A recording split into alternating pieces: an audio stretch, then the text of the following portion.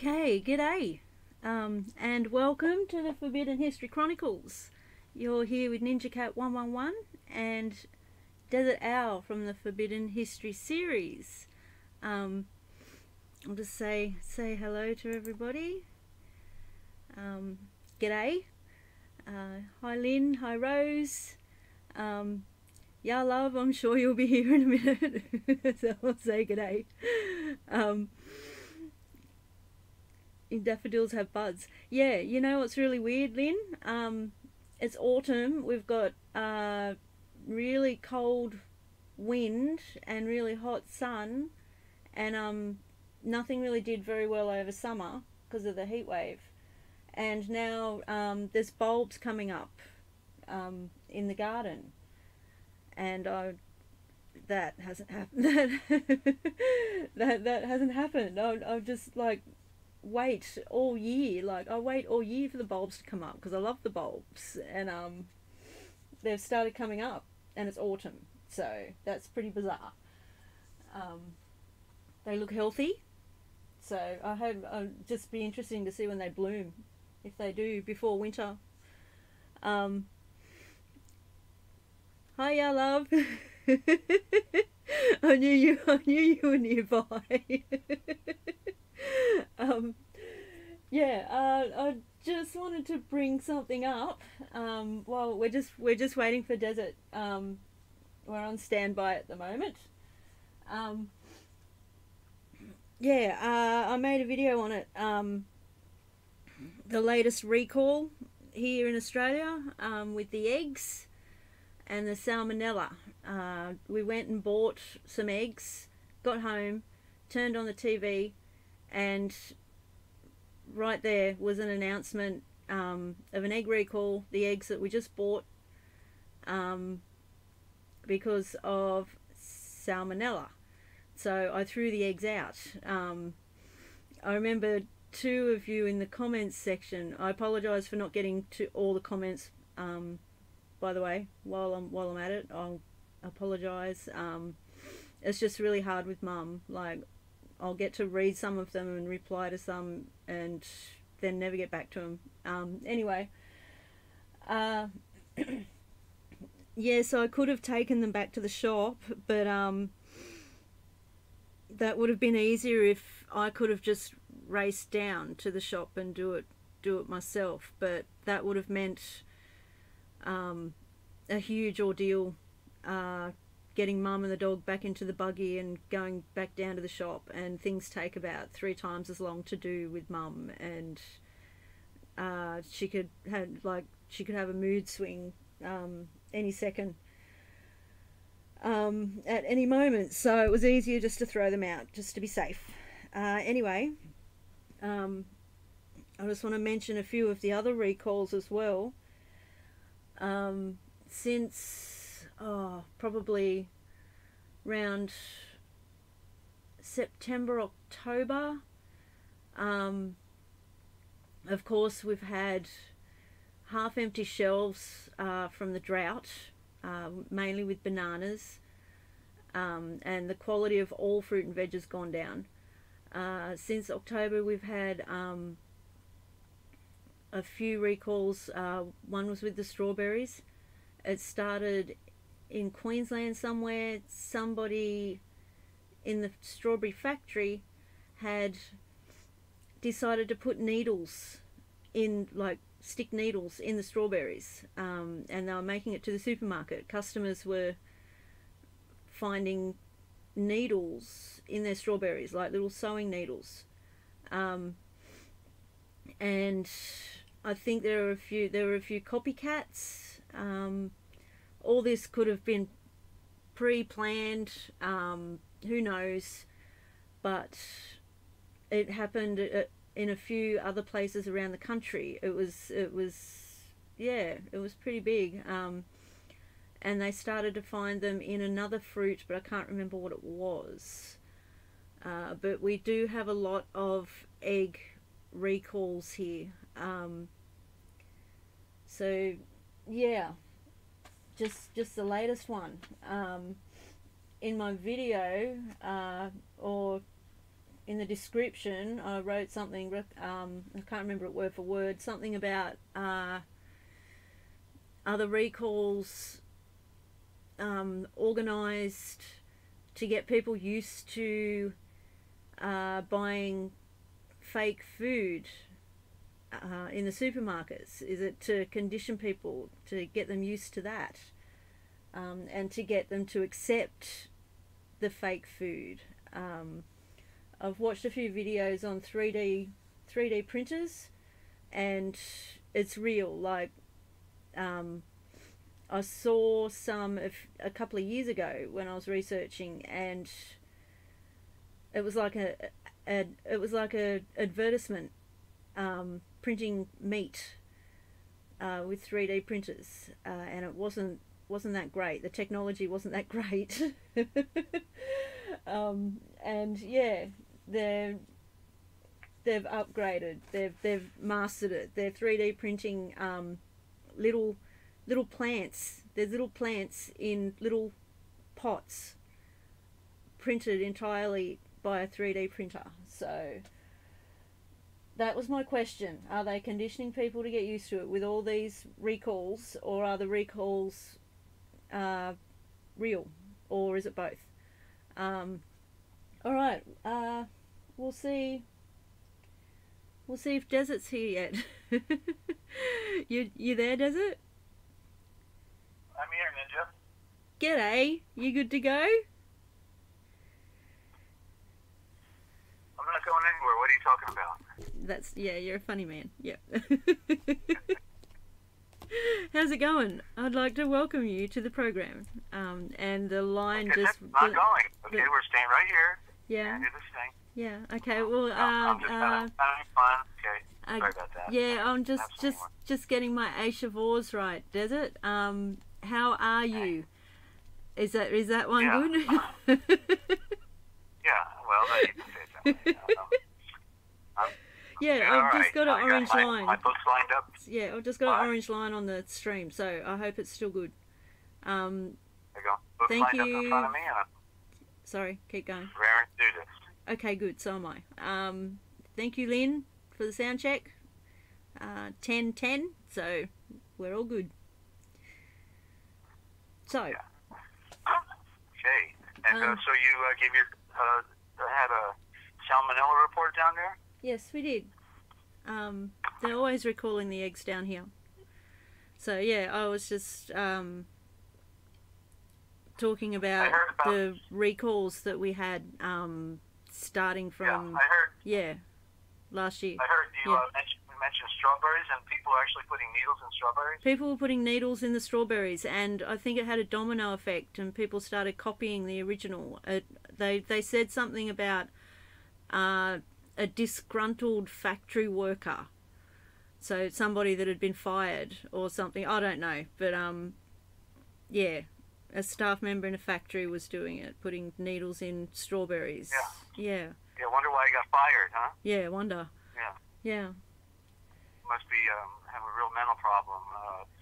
Those things have happened in the past. It's sick. In many different ways, and once somebody does it, very often you're right. There's a copycat, and that's the mental decrepity of our world. Yeah. You know, it is so sick. You know, we're here struggling, trying to bring our minds up to a higher level, and then you've got other people that actually have no problem with hurting others on the lowest end and on the highest end. That's they love it. Yeah, they laugh at it. Yeah. I just was reminded of something that happened when I lived in Port Macquarie. I grew up there, and like I've only lived in two places pretty much. I grew up in Port Macquarie and then moved to Canberra.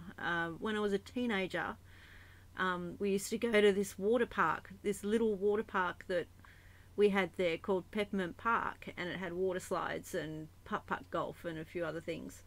And this is the first incident I'd heard of. It's happened here in Canberra as well. Somebody had put razor blades all the way down the water slides.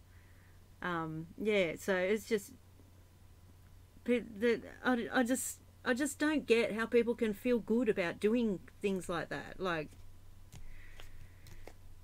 yeah. Well, they're numb, obviously, to their world, and very likely they've been injured by others in their life, and that's why they have no problem hurting others, because they've inherited a cycle that that goes on Yeah. in our world, and only every now and then does the cycle end. And I like for myself, I know that I broke the mold on my family. All my family were broken families, divorcees, and multiple marriages, and nobody cared about anything other than themselves, and so nobody talked to me. I was left out there hanging on a limb with nobody to associate with in my family group. Excuse me. And so the good news in my story was that because I had nobody physical to love me or to communicate with me, I therefore was able to connect with the Great Spirit of Light and Yeshua. I grew up in Catholicism for the first few years, and went to Catholic school for the first 3 years, but then I went to public school. I'm so grateful, thank God, to use a cliche, that I got away from those terrorists. Those nuns were terrorists, literally. Yeah. And Yeah. that's because they're all demented within their own world as well. Yeah. And but the thing is that I was able to identify with our true Mother Father when the 10 Judgments, also known as the 10 Commandments, says to honor your mother and father. Well, certainly you can't honor your mother and father if they're not honorable, if they were not decent people, or did the right things that would be expected when they bring somebody into the world. But the beauty is, the truth is, it has a double meaning. Everything in this story, as when we're finding out that there's a duality and a double play on much of the storyline. Yeah. And it's to teach us that. So we do have a true mother and a true father, and that is Yahweh, as represented by Yeshua, the great Ulaf-Haim. The Ulaf-Haim, Elohim is the corruption, Ulaf-Haim is the perfected original thought, and Yahweh is Yahweh in the corrupted form. Yahweh, an affirmative from the beginning of time. Yahweh is the breath, and so that shows how the Father, in His great mystery and mercy, allows these things to come down the pipe. But we have to honor our true Father and our true Mother. Our true Mother is our physical makeup. Our true Mother is our earth. She gave us form. As we read these in the Essene writings, literally, I was just quoting the Essenes when I made that statement, because she gave us form and substance, and one day we have to give back our form to her, because we can't take the body with us. Yeah. The only thing we can take with us is our spirit, our Esha Fareh, that spirit, the Esha Fareh, which also means beautiful and means perfection. The Esha Fareh, the sphere, and so to then connect with the reality that we do have an honorable mother and father is the secret of embracing that Travain love. Divine is the corruption. Travain love, the love of the three in the one, a mother, father, son, which is all spirit. And the mother got left out, if you notice, right? That's not the way it really is. That Travain love is the feminine aspect of love, but we then ultimately find it in the Father, because he is the one who initiated all the love. And in this duality, the male and female are on the opposite end of the spectrum, and therefore there's all of these cross energies, and so that's why everything kind of has to come together as one, and in that process, then peace and harmony and all things come together in good order. So that's the good news, that I was able to identify with the invisible Father of Light, and then the relative aspects of our creation through a long process of study, because I only knew we were being lied to. That's the only thing I could put my finger on. I knew that it was about living pure, living free from sin, that Yeshua came to set us free from darkness. In him is light and no darkness at all. And if we continue to do things of the dark nature, then we lie and are not of the truth. We have to put on the light and be the light. And that's the great mystery. So in the process of accomplishing that, because we have to become the masters over the self, we are in the, as we talked Sunday, in the gray zone. And the gray zone is in the body of Yeshua that allows us time to work out our own soul novation with reverence and trepidation for not being in alignment with that great light. Okay. Yeah. Okay. Yeah. Sorry, I know you're pondering all of this real well. Do you want to just continue? Yes, I'm glad you could tell that I was pondering, because I'm thinking really deeply at the moment. Can I just practice? Yeah. Can I just practice saying, I want to make sure I say things right, because okay. I'm really, what you were saying about putting on the light,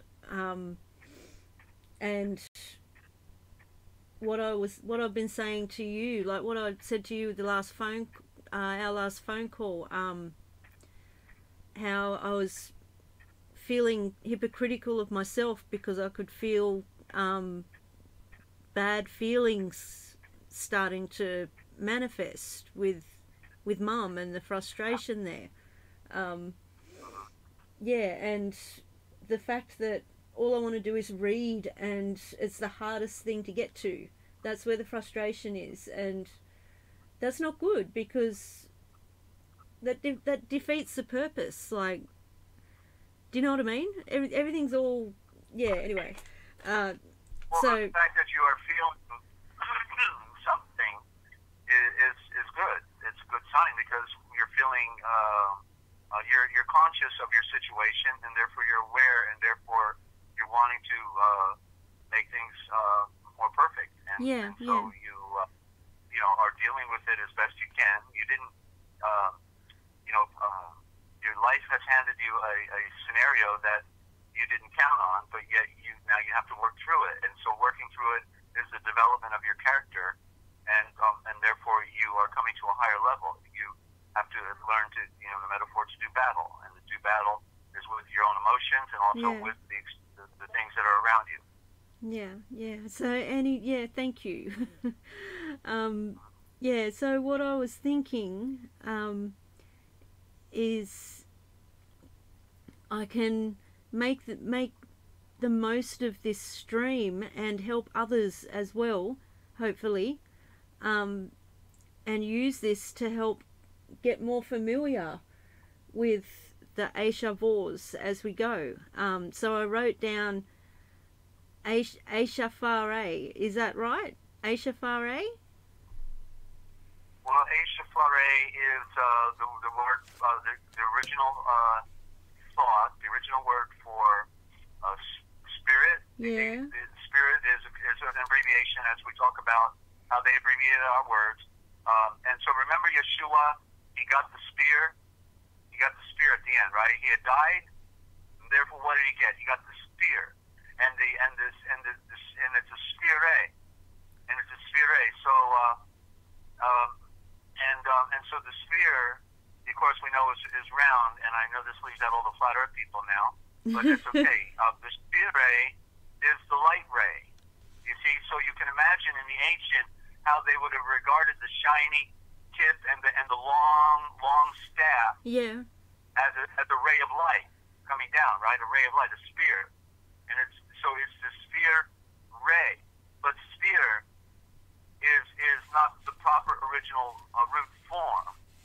We were doing that I was doing it for a while, and then I realized that it was not perfect, and we have to go back to perfect original root form, and so it is the Aisha, the A at the beginning. There's the tip of the point. Letter A. Yeah. It has to be the A, because that's at the beginning.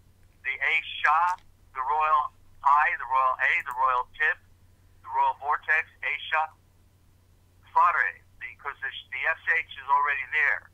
Yeah. And so we don't need another sphere A. It's an Aisha Fare. The Fare, meaning the rays that come from far away, comes down and has a marriage with us. The light comes down and becomes one with us. That's the Eshafare. You see the word this word has actually been preserved through an ancient tradition called the Safari. Oh, you see, they went far away with the royal eye to go looking for the hunt. The Eshafare so we find it still today in the word safari. See? Wow, I'm writing all this down too. So this is like my little tutoring lesson. Yeah. Eshafare then means beautiful. I just discovered this week in 2 different places now. It means beautiful, and it also means perfection.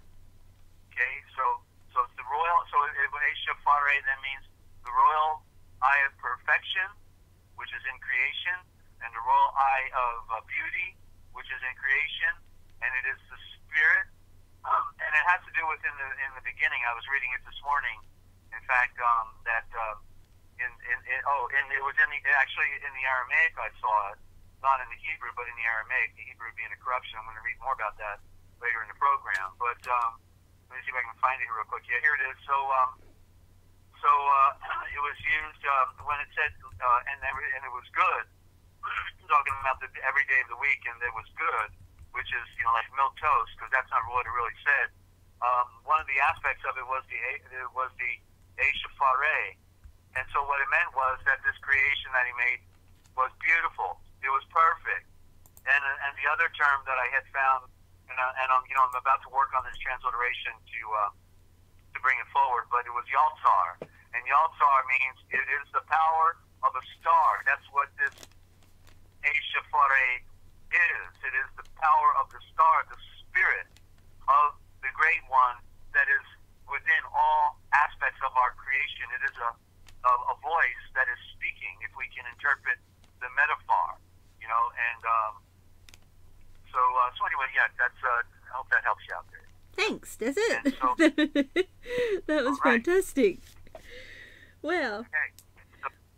So I'm in the, and by the way, we do take callers here and on Skype. If anybody you want to give that information out real quick, and then I'll go into the dictionary on scriptures and myths. Okay. One sec. I'm just finding the bit of paper. Okay. If you want to call Desert live on this stream, you can get hold of him on Free America Radio. That's Free America Radio, all one word, on Skype. I don't know how that works, so yeah.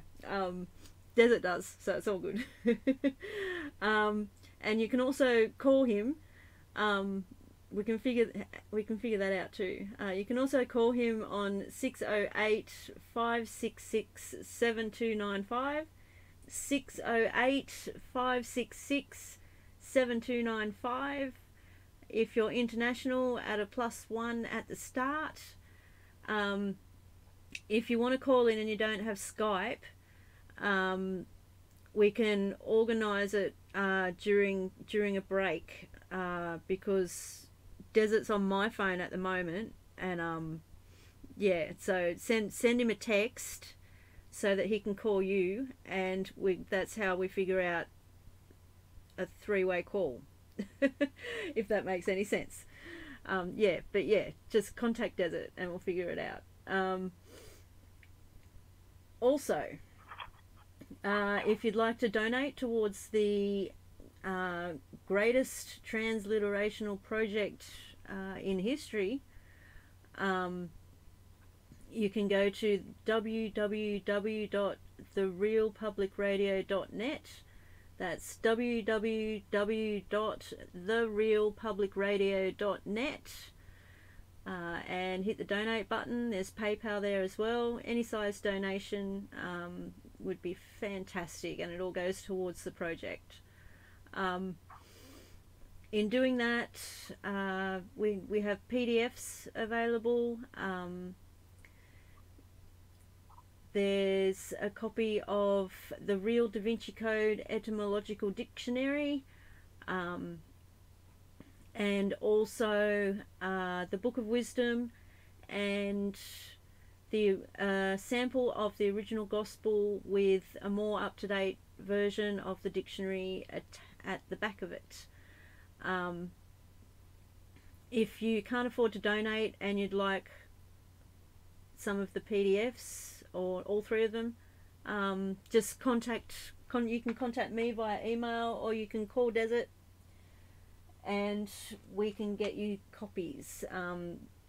They're very handy. They're very handy. They help you understand. If you're new to this, they help you understand what we're talking about.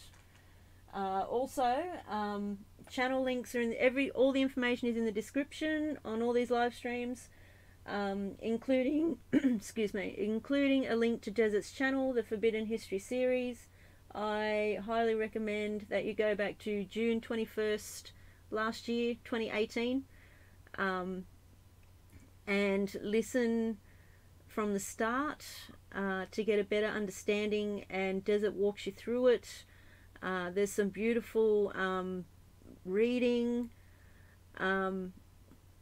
by Desert and Ya Love, very powerful. I absolutely loved it. I loved those live streams, and I love doing a stream now with Desert. Yeah, getting this beautiful message out there. Yeah, Desert, you back? I'm running out of Aisha Voz. Hey, thank you. That was great. I appreciate that. And yeah, so we're in the dictionary on scriptures, of all scriptures and myths.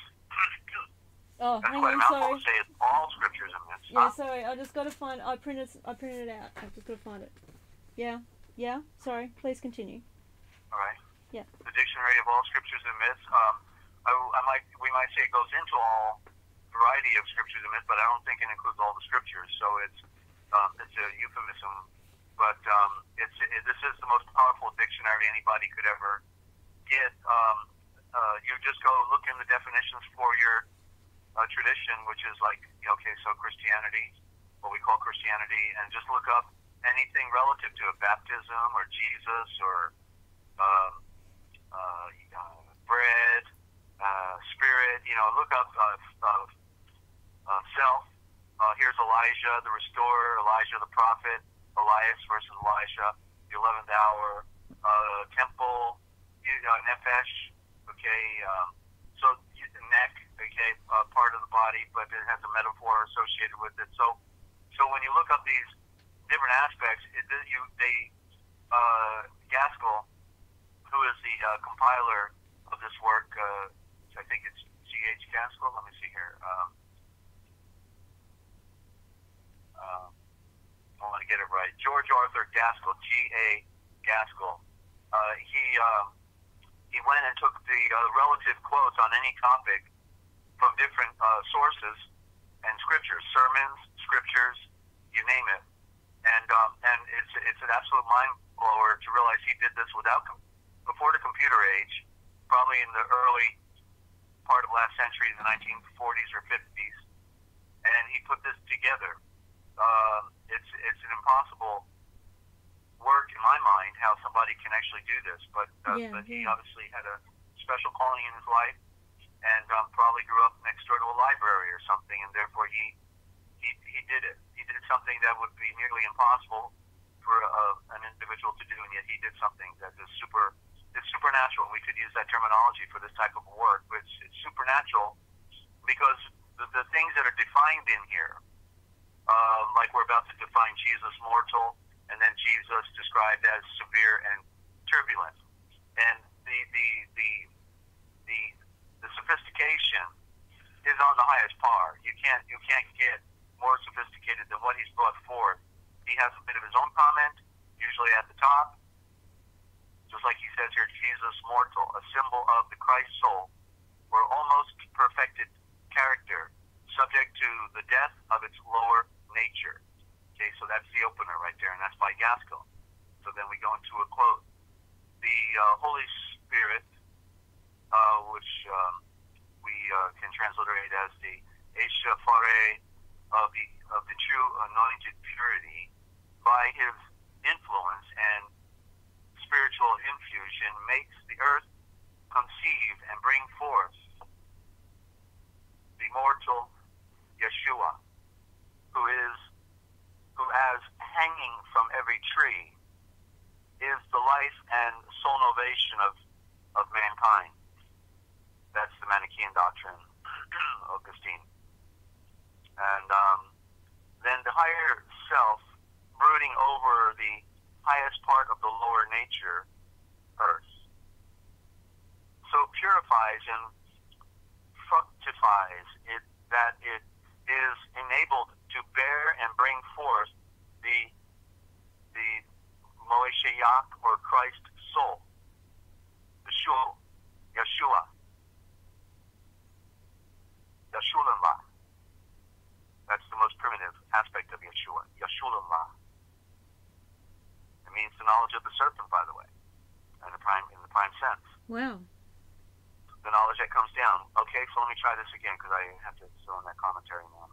I lost the train here. That is, okay, the higher self brooding over the highest part of the lower nature, earth, part of the lower nature, earth, so purifies and fructifies it that it is enabled to bear and bring forth the Moeshiach, or Christ soul, Yeshua, within the many souls of humanity. In each soul, the incarnate Moeshiach inheres within the character, as it were, hanging from the tree of life, or the divine ray within, as that which will redeem it from blindness and darkness, perfect it, and raise it to the immortal life. And that tree of life in the primary sense, of course, is the light of the sun. Well, in the primary sense, is the spirit, and then the spirit is behind the sun. It breathed into the orb, and it became illuminated, and then it shines its light down on the solar system that it made, bringing forth children of planets and moons. The wisdom of Yahweh incarnate is represented by the tree, as it were. It is written thereon. Let me try that again. The wisdom of Yahweh incarnate is represented by the tree, as it were. It is written thereon.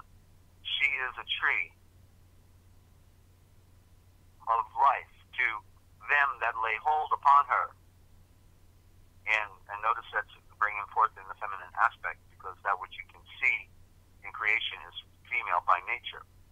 And what is denoted by the title of the tree, but the life of perfection in the flowing light.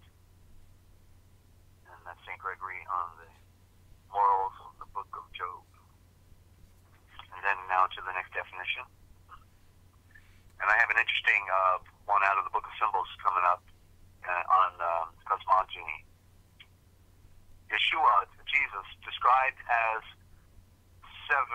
severe and turbulent.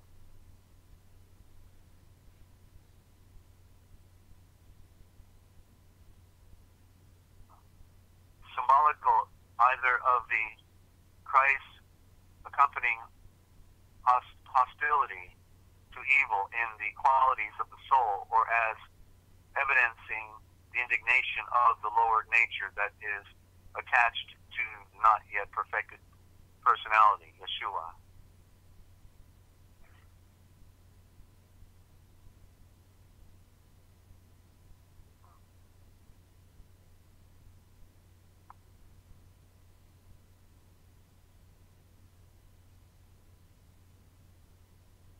Symbolical either of Christ uncompromising beauty. Let me try this again. Symbolical either of the Christ uncompromising hostility to blindness in the qualities of the soul, or as evidencing the indignation of the lower nature that is attached to the not yet perfected. Did you give out my contact information again real quick, if you would? Okay, I'll be right back. I have to do something. Okay.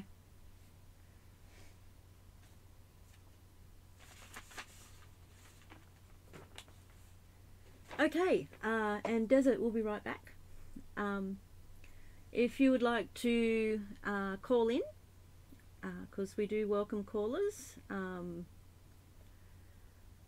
regarding anything, staying on topic, questions. If you've seen something, if you're trying to figure something out,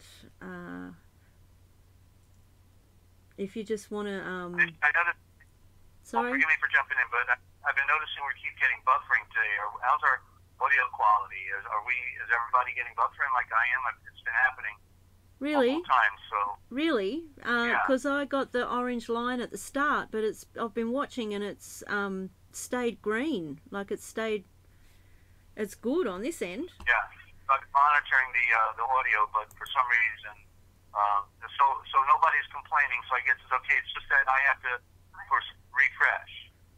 Okay. Yeah. Yeah. Nobody So said anything. As long as people are still able to listen, we'll be okay. But I was just doing a system check here.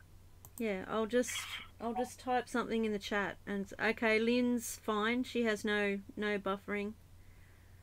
Okay, she's good. That's good. Okay, Yeah. so it's just maybe in a different area, Yeah, different maybe. areas may have a problem with the servers or something like that. So Yeah, let me try yeah. this again.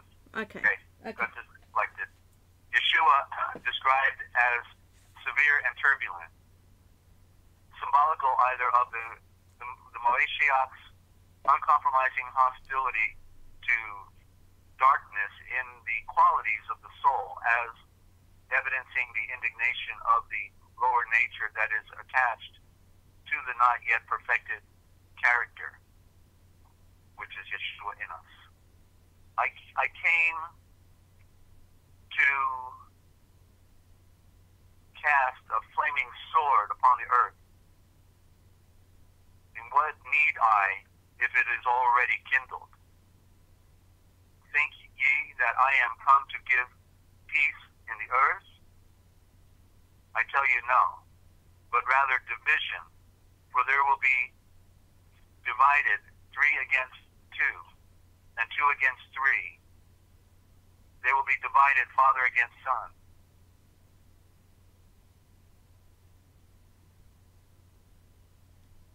And son against father, mother against daughter, and daughter against her mother, mother-in-law against her daughter-in-law, and daughter-in-law against her mother-in-law. That's Luke 12:49-53. This signifies that the Moeshiach manifests in the shul to combat the tendencies of the lower nature, earth, by means of the light of the Spirit, fire. Stand by for a minute. Okay, standing by.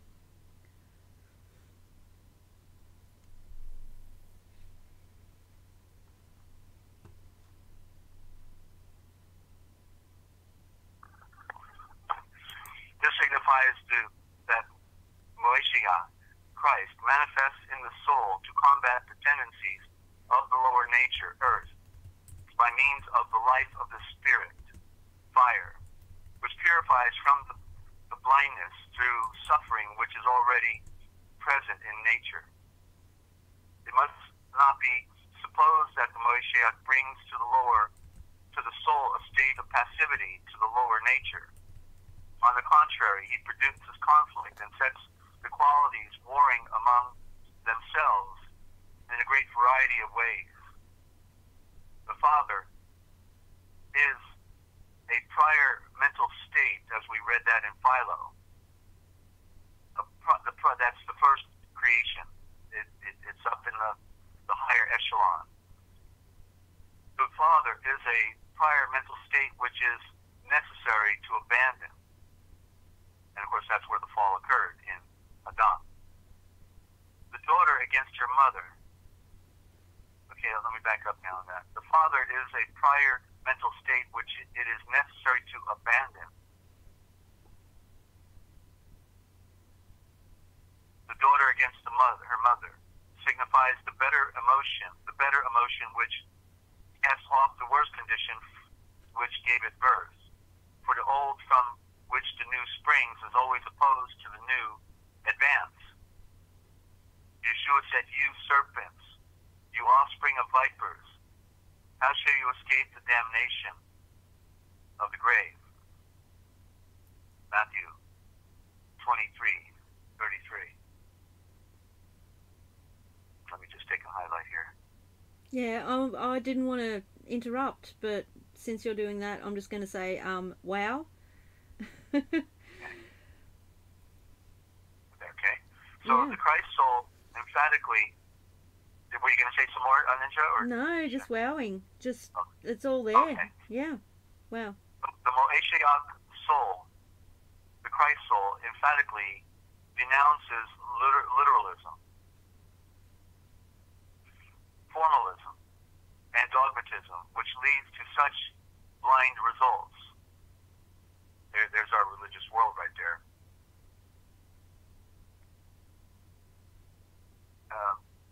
Christ's, Moeshiach's apparently harsh words are meaningless to those who are living in accord with the lofty ideals which we conceive of in connection with his nature. But while the divinity of the Moeshiach did not and could not utter reproaches which have been thus recorded against him,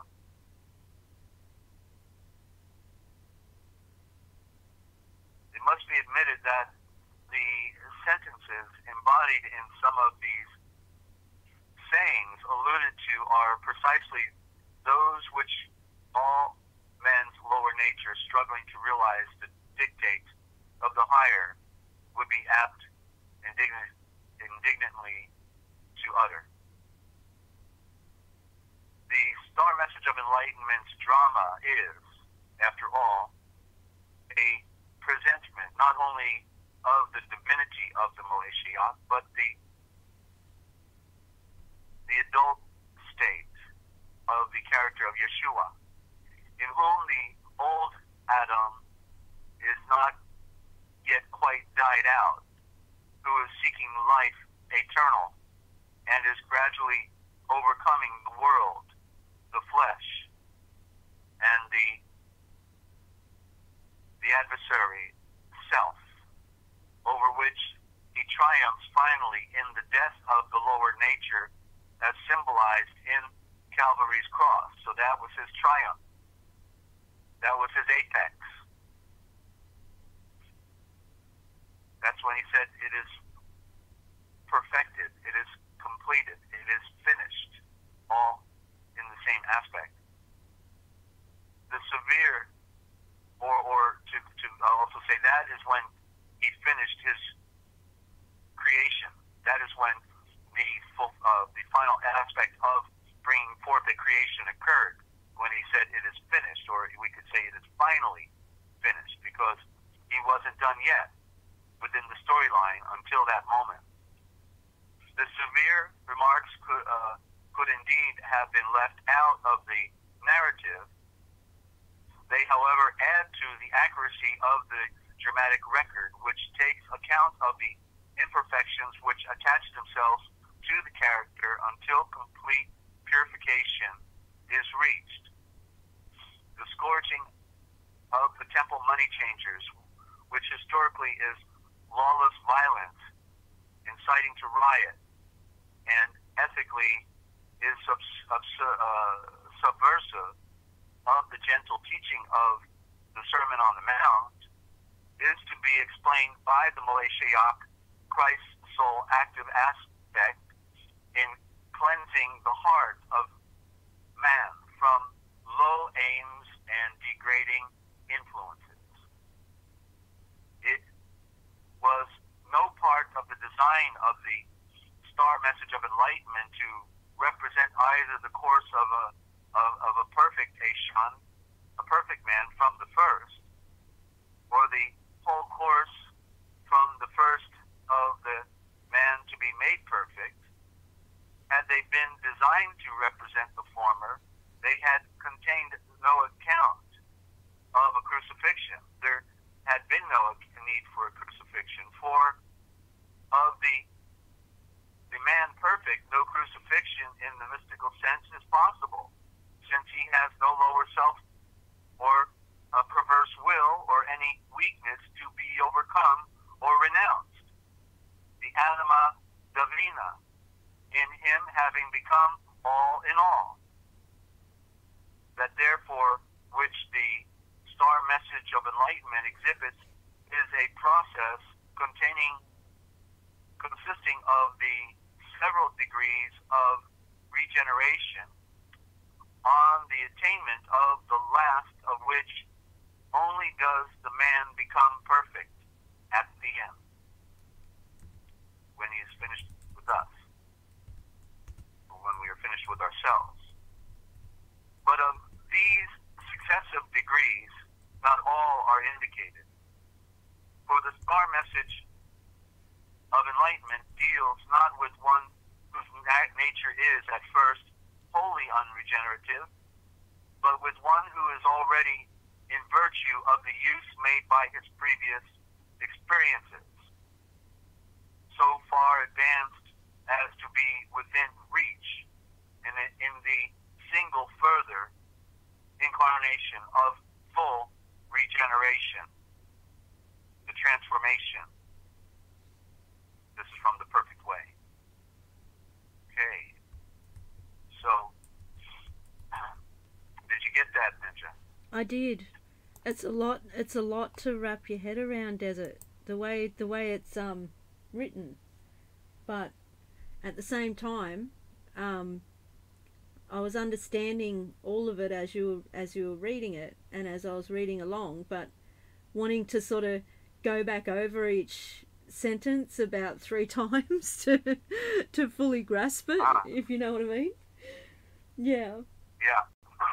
Wow. We talked about the cross. I had another interesting definition. It's a short one, so I'll do it because it's we did the cross, I think, the other day, didn't we? And so here's another form of the word in the word crucible.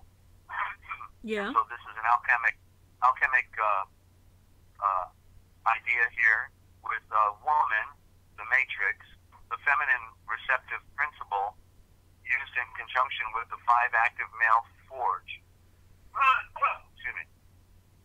It is the melting pot used in the dry method in which the materia is exposed to direct fire. It is the womb to which all must return to die before regeneration and rebirth. The place of severe testing, suffering, and initiatory trials before rebirth into a higher state. Excuse me. The oven, or anthanor.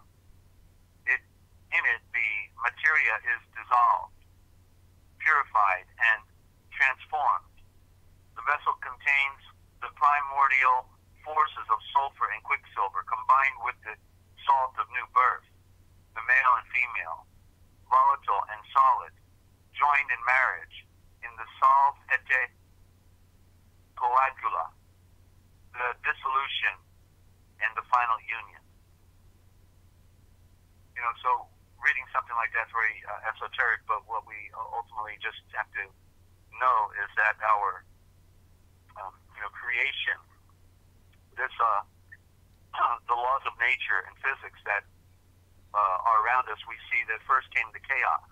Yeah. And the chaos was primordial creation, primordial matter. It was fire, in the cosmic sea. When a star ignites, and then out of it comes the orbs. Maybe gaseous orbs prior to it being ignited could have come out. Those gaseous orbs could have come out of the sun prior to the sun actually, the spirit breathing into the sun and igniting it as the breath moved upon the face of the cosmic waters, then breathed into a star, and it ignited. So we weren't there, and it's still a deep mystery. But nonetheless, then when the children of the sun come out, the Earth, Venus, Mars, Mercury, the planets, the moons, and they all take their orbits around the mother star, are being nurtured by the sun, and all of the first beginnings, of course, are in fire. And so out of the fire, then then through the great mystery comes the water. How did that happen? It's a great mystery within the alchemical development of the earth. Because there was a natural process that went on in everything. Even when we find out that all these great miracles, that occurred in Mezar, falsely called Egypt, when one watches the Exodus decoded, they did a phenomenal job of connecting the greatest volcanic eruption in the history of recorded history, the explosion of Santorini on the north central side of the Mediterranean, was the event that allowed for all of the miracles we read about in the story of the Exodus. It was a volcano. When it exploded, the explosion went around the world 5 times. The explosion, the sound of the explosion, and that was all the darkness. That was all the hail and mixed with the fire. Yeah. That was, that was what caused the geological effects to occur within the river. That ultimately brought up the iron oxide that turned the river into blood. It red. Yeah. Yeah. All of these, and then also it somehow was geologically responsible then for the parting of the Sea of Aqaba. The water receded because there was another form of a geological event that occurred. We don't know what it was specifically, but it was enough water dissipation that allowed a barrier that went from one side to the other. It was deep on both sides, but right down across that ridge was a walkway, causeway, that when the water receded for a 12-hour period at least, then that was enough time that allowed them to cross, and then it came back, rushed in, and flooded on the enemy's army. And so we have to realize that within the laws of nature, even though Yeshua can do all things and command the winds and the seas and do anything he wants, he loves working within the confines of physical, our own physical reality and nature. It's a miracle that the water came up through the split rock in the desert and created a lake, and the river flowed for 40 years. But it's a miracle, and yet these phenomena do occur within nature. So we know that he's using nature to his advantage in order to save a people, and also to get them to stand in awe, not at his ability only, but at the timing of his ability at the same time. Everything pre-prepared, pre-prepared in advance, just like the things that you'll be confronted with. He already knows what you're going to be confronted with, and if you trust in him, you also know he's made a way, because he makes a way for his own. And so this is what we really have to see clearly with our mind, and trust what we see, and ignore the darkness that's out there, because the darkness is illusions, the test that we have to overcome. Yeah. Thank you. That was beautifully said, and needed to be heard by me and others out there, I'm sure, in these times. We're in the worst times I think there's ever been, because it looks like this is the end of the Gentile dispensation, as it was coined. The terminology was coined by Yeshua. And watching a documentary yesterday about the dream that Nebuchadnezzar had, and he saw this beast. He saw this image. It was a golden head, and that was him. And then the body, going down was the Persian Empire, then the Greek Empire, then the Roman Empire, and then the feet, which because we know that the priesthood messed with all of our scriptures, and I'm going to read a confirmation of that. I now have a second witness that's saying exactly what I'm saying.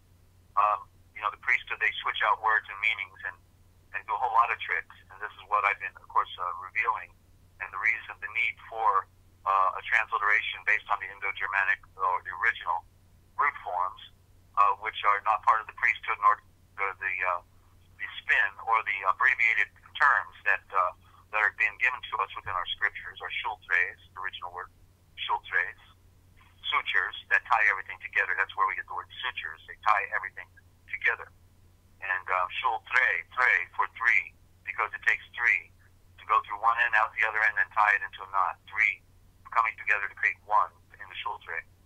So, let me not lose my point now where I was going with all that. Well, the scriptures, so with this statue, you know, it was rather interesting to watch the documentary, as again the narrative was good until we got to the feet, because in the feet of this giant statue, which was actually mixed with iron, the legs were iron, but the feet were mixed with steel. Steel is tempered iron; it's pounded, and iron becomes steel when it's hot and pounded, and that's what's happening to us. We are becoming the steel within the miry clay that we find down here. We are being transformed while everybody else is in the mud. The Talmud, especially running our world, the Talmud of world domination, world Zionism, not the true Zion, the Zion that it was supposed to be of the sun. That's the true Zion. But instead, a group of people decided they'd rather have a party on earth and rape and pillage and have perpetual war and be drunk on blood. So the documentary never mentioned that the two cultures that didn't blend, the stainless steel, like the white robe, no longer doing things that are offensive or that are wrong, but living pure in that kingdom that came at the end, because the feet represent the end of time, and that's when Yeshua came, as you remember in Hebrews 9:26, I think 9:26. But at the end of the world, he came. So even in Hebrews, it called it the end of the world, even though it was the end of an age. The end of the world as it was known at that time, because Yeshua ushered in the golden age of light and truth and reason. And so they failed to acknowledge. They talked about all these kingdoms in the Roman Empire, and they talked about the kingdoms that followed for the next 2,000 years, and actually claimed in there that the kingdom of heaven had not arrived yet. And rather interesting, because what did Yeshua come preaching? The kingdom of heaven is at hand. At hand is in hand. In hand, the kingdom of heaven has come. If it's in your hand, and what you do with it is your business. You see, he put it in our hands, because the kingdom of heaven comes not with observation, but it is hiding within you. That's where the kingdom is. The kingdom has always been here. There's never been a time when the kingdom has not been here. The only problem is man didn't know how to get there. And that's what Yeshua did. He showed us the way to get there, into the perfect enlightenment, the perfect peace, and the perfect state of oneness within the great mystery. People have been transcending from the beginning of creation, when man has been here. But for the mass, for the whole, it had to be introduced by the one who made the universe, so that people could have a simple method of transcendence, which is through the water. And as I was talking about the primordial, so we came from the fire, then we came through the water, and we came through the water of our mother. And so we have to then go back, reverse osmosis. And so that's why we have to go through the water, through the gate, the stargate of water immersion, and come up a new life in a covenant relationship. And then we have one more osmosis to go through, and that's the fire. We've got to be purged by the fire and be tested. And if we meet the mark, then we get to the other side. Can you see that then, Ninja? Yes, I can. Okay? Yes. We came from the fire to the water, so we got to go back the other way, back to the water, and then to the fire. And the fire is the beginning, and the fire is the beginning and the end. Yeah.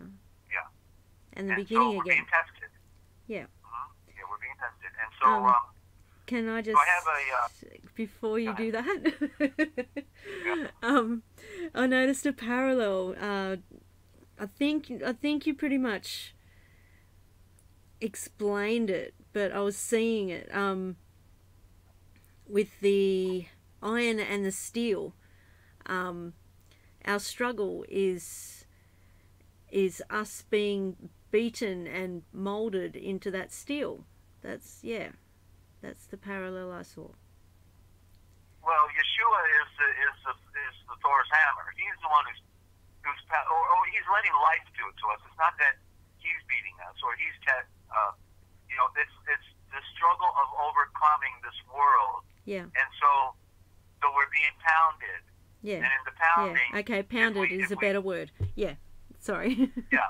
And so in the process we're being transformed. In other words, you're not fighting anymore. Therefore, you're taking the beating, because you know that on the other side, if you hang in there and endure, you're being passive. In other words, within the mystery, and as a result, and because you're doing it through supplication, and you're doing it by giving thanks for the testing of your metal, and that you want to have victory of light, and you want to be the flaming sword that Yeshua intends you to be. And so you have a great reward if you hang in there. So you have to follow that model that Yeshua was, where he allowed himself to be beaten, mocked, ridiculed, spit in the face, punched in the face, stoned, and then nailed to a tree. Most people don't even know he was stoned. They pulled him out the gate and started stoning him. Then Herod's guards came running up with the nails in their hand, saying, "Hold on, stop stoning him. Let's nail him to the tree." And so he willingly did that to show us that this is the nature of this world that we have to overcome, the brutality and the insanity and its contrary nature to what we want to become. So that's why the Shutres are so important, because they give us bearing. They remind us, oh, okay, this was going to happen. Okay, yeah, it said through, as Paul said, we enter the kingdom of heaven through. We will enter the kingdom of heaven through great tribulation. We're not just going to hop, skip, and jump in there. It's a process. It's an awakening, because it is so great. What is being offered is so great. It's the pearl. It's the pearl of great price. It's a field of the gold mine. It's a treasure, and he doesn't give his inheritance to just anybody. One has to die to this world so that they can live. It's a great mystery. Yeah. Okay. Yeah. Okay. And so it's worth everything. There's nothing. It is. Like you said, what is it worth if someone gains the entire world, like these billionaires, like Trump or whoever? What's it worth? What's it mean to be here just for 50 or 100 years, and then you go back into the mixing soup, and you're not going to the beyond, and your soul therefore has no clothing. Your soul wanders out there, maybe in the deepness of space. I don't know, but we know Dante's hell and damnation is all fraud, and that came out of Babylon. It's not you're tortured forever, but you are naked. Your soul is naked. You didn't feed your soul. You only fed your body, and so your soul is naked, and therefore cannot go to the beyond. And therefore is nowhere but in a void, an emptiness, perhaps drifting through space in the freezing cold, not through the fire, but through the freezing cold, perhaps. And until perhaps the grace of the Father once again is willing to put you in another situation on another planet somewhere in another period of time, and because apparently this idea of reincarnation has validity. Even Yeshua talked about it in the other scriptures, but they took it out of our received scriptures. I don't make doctrine out of it, because I don't remember ever being here before. But I know one thing for sure, Ninja. I don't care. I am not coming back. Okay, I'm not coming back. I'm going to make it. I've dedicated my life to knowing truth and to putting on the light of Yeshua. And in my situation, the way he allowed me to have a disadvantage, perhaps then became my advantage, because it put me on the drive to want to know, to overcome the self, you see. So whatever situation we're in, they're all different, but we can give thanks. We can give thanks no matter whether it was good or bad. But if we're on the path, then that's all that matters. Yeah. That's all that matters. Yeah, I'm seeing that. So thank you. I'm as much as, like, I'm always saying I feel like I'm being playing catch up. I'm being left behind. I'm not learning fast enough. I'm not changing my habits fast enough. But at the same time, when I look back, I can see little changes along the way. Like I now give thanks every day for the struggle, and I wasn't capable of that. So I'm breaking the cycle, and I am heading in the right direction, and I'm not hanging around either. I want to go home. So yeah. Absolutely. Yeah. This world stinks, and who would want to hold on to this world when we know there's a world where there's no darkness, no corruption, and and an energy. Yeah. An energy, an experience that is so, and we can't even begin to, like he says, that I had not seen nor ear heard the things that the great Father of Light has prepared for us. So whatever, we see here, it's just a shadow, or it's a type of something that's far greater. And so it's worth everything to go for it, because he's about truth. He's about the reality. This world is a fraud. It's an illusion. We've been lied to. Why would we want to participate in this charade anymore? This lie, and lie to ourselves and lie to each other. It's about it's an overcoming. So we're on the journey, and that's the good news. So I'm in the cosmogony. I think I might actually need just a short 3-minute break or 4-minute break on Ninja. If you want to spell me, then I'll get on cosmogony, and this is a good definition here. Okay. I might put some music on. Alrighty. So, do you want the long break or do you want the short break? Well, the short break. Okay. We don't want to hold people up. Okay, I'll play this. I'll play this one twice. What are they tuned into? What are they tuned into? I can't remember. No, just joking. The Forbidden History Chronicles with Ninja Cat 111 and Dezert-Owl from the Forbidden History series YouTube channel. Please go back and watch. June 21st, 2018. Yes, that we tell right here. Yes. Thank you very much. No worries. Alright, we'll go to a quick break. I don't have a 4-minute music break, so I'm just going to play this other one twice. Okay, guys? So we'll be back soon.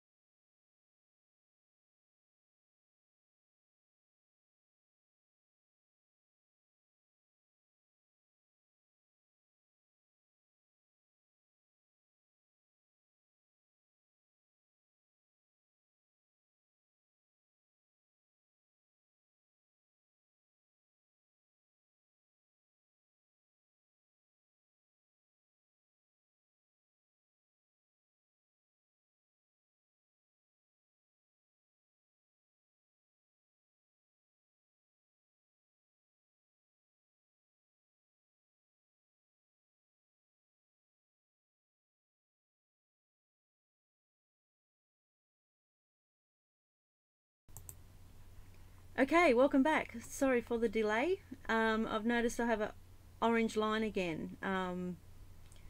How's the stream going, guys? Is it still good? Going here. It's okay there? Okay. Huh? There's a delay as well. It only just went orange. Anyway, and to any new listeners out there listening to the Forbidden History Chronicles, you're here with Ninja Cat 111, and it's just gone green again, so that's good. And Dezert-Owl from the Forbidden History series YouTube channel. Please go and check it out. The link is in the description. Started June 21st last year, 2018. It's worth it. It really is. Hi Desert, welcome back. Thank you, Ninja, and thank you for the wonderful presentations you produce with all of your limited time and everything. I don't know how you do it, but I'm just glad you do. I don't either. Giving me you're giving me a break, a window to work in. I hit the books. I'm reading 12 hours a day, 14 hours a day, and I'm just totally absorbing. I read about, I get into about 25 books a day, which includes dictionaries on the Indo-Germanic, other dictionaries as well, and I leave no stone unturned. And it's amazing when you go looking, you find things, and that's the good news, because in spite of the fact that they've tried to cover up our history so completely and to deny us access to truth, they really can't fully cover it up. It's like burying a dead body. The body's still there. Somebody's going to find the body. It's just buried. And so ultimately you go digging, you find a foot, you find a hand, you find the body. And then so the elements of our creation and how we got here is scattered all over. It's sort of like they just threw a hand grenade in there and then it all exploded, but the pieces are everywhere. You just got to go looking for them. You start picking them up, and then all of a sudden you can start getting an idea of what these pieces are all about. But of course Yeshua, is the key element here, because he has allowed for these things to be preserved. They could have been more thoroughly destroyed, but he's allowed for these pieces to be preserved, and so they come to us in a corrupt form. But yet, and then when the light shines through him, then we even can see it in a more perfect form, and in the original form, as I talk about the original thought. So that to me is the most profound miracle for what I'm involved with, because I have been given the absolute original forms, and just like the Azar. The Azar is the star, right? And that, as you know, I talked about that a couple weeks ago when I saw the word Azar. That and Zorain is light, but the Azar appeared, and then there was the Zorain, and so Azar, are relative terms, but Azor in the primary for the circle of the sun. So the Azor, and so I actually found that word just within the last 2 days in reading my dictionaries, and I found out that and I saw the word under the girdle of gold, that the priest wore a girdle of gold, and in Revelations we see that the Mashiach, Yeshua, he's wearing. It says clearly he's wearing a girdle of gold. And so what is the girdle of gold? Well, it's the Azor.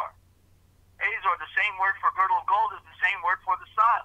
Wow. Can you get it? Yes. He's wearing the sun. He's wearing the sun. The Spirit. Yeah. Is wearing the sun, sure. Yeah. He's clothed with the light. He is the light. You see?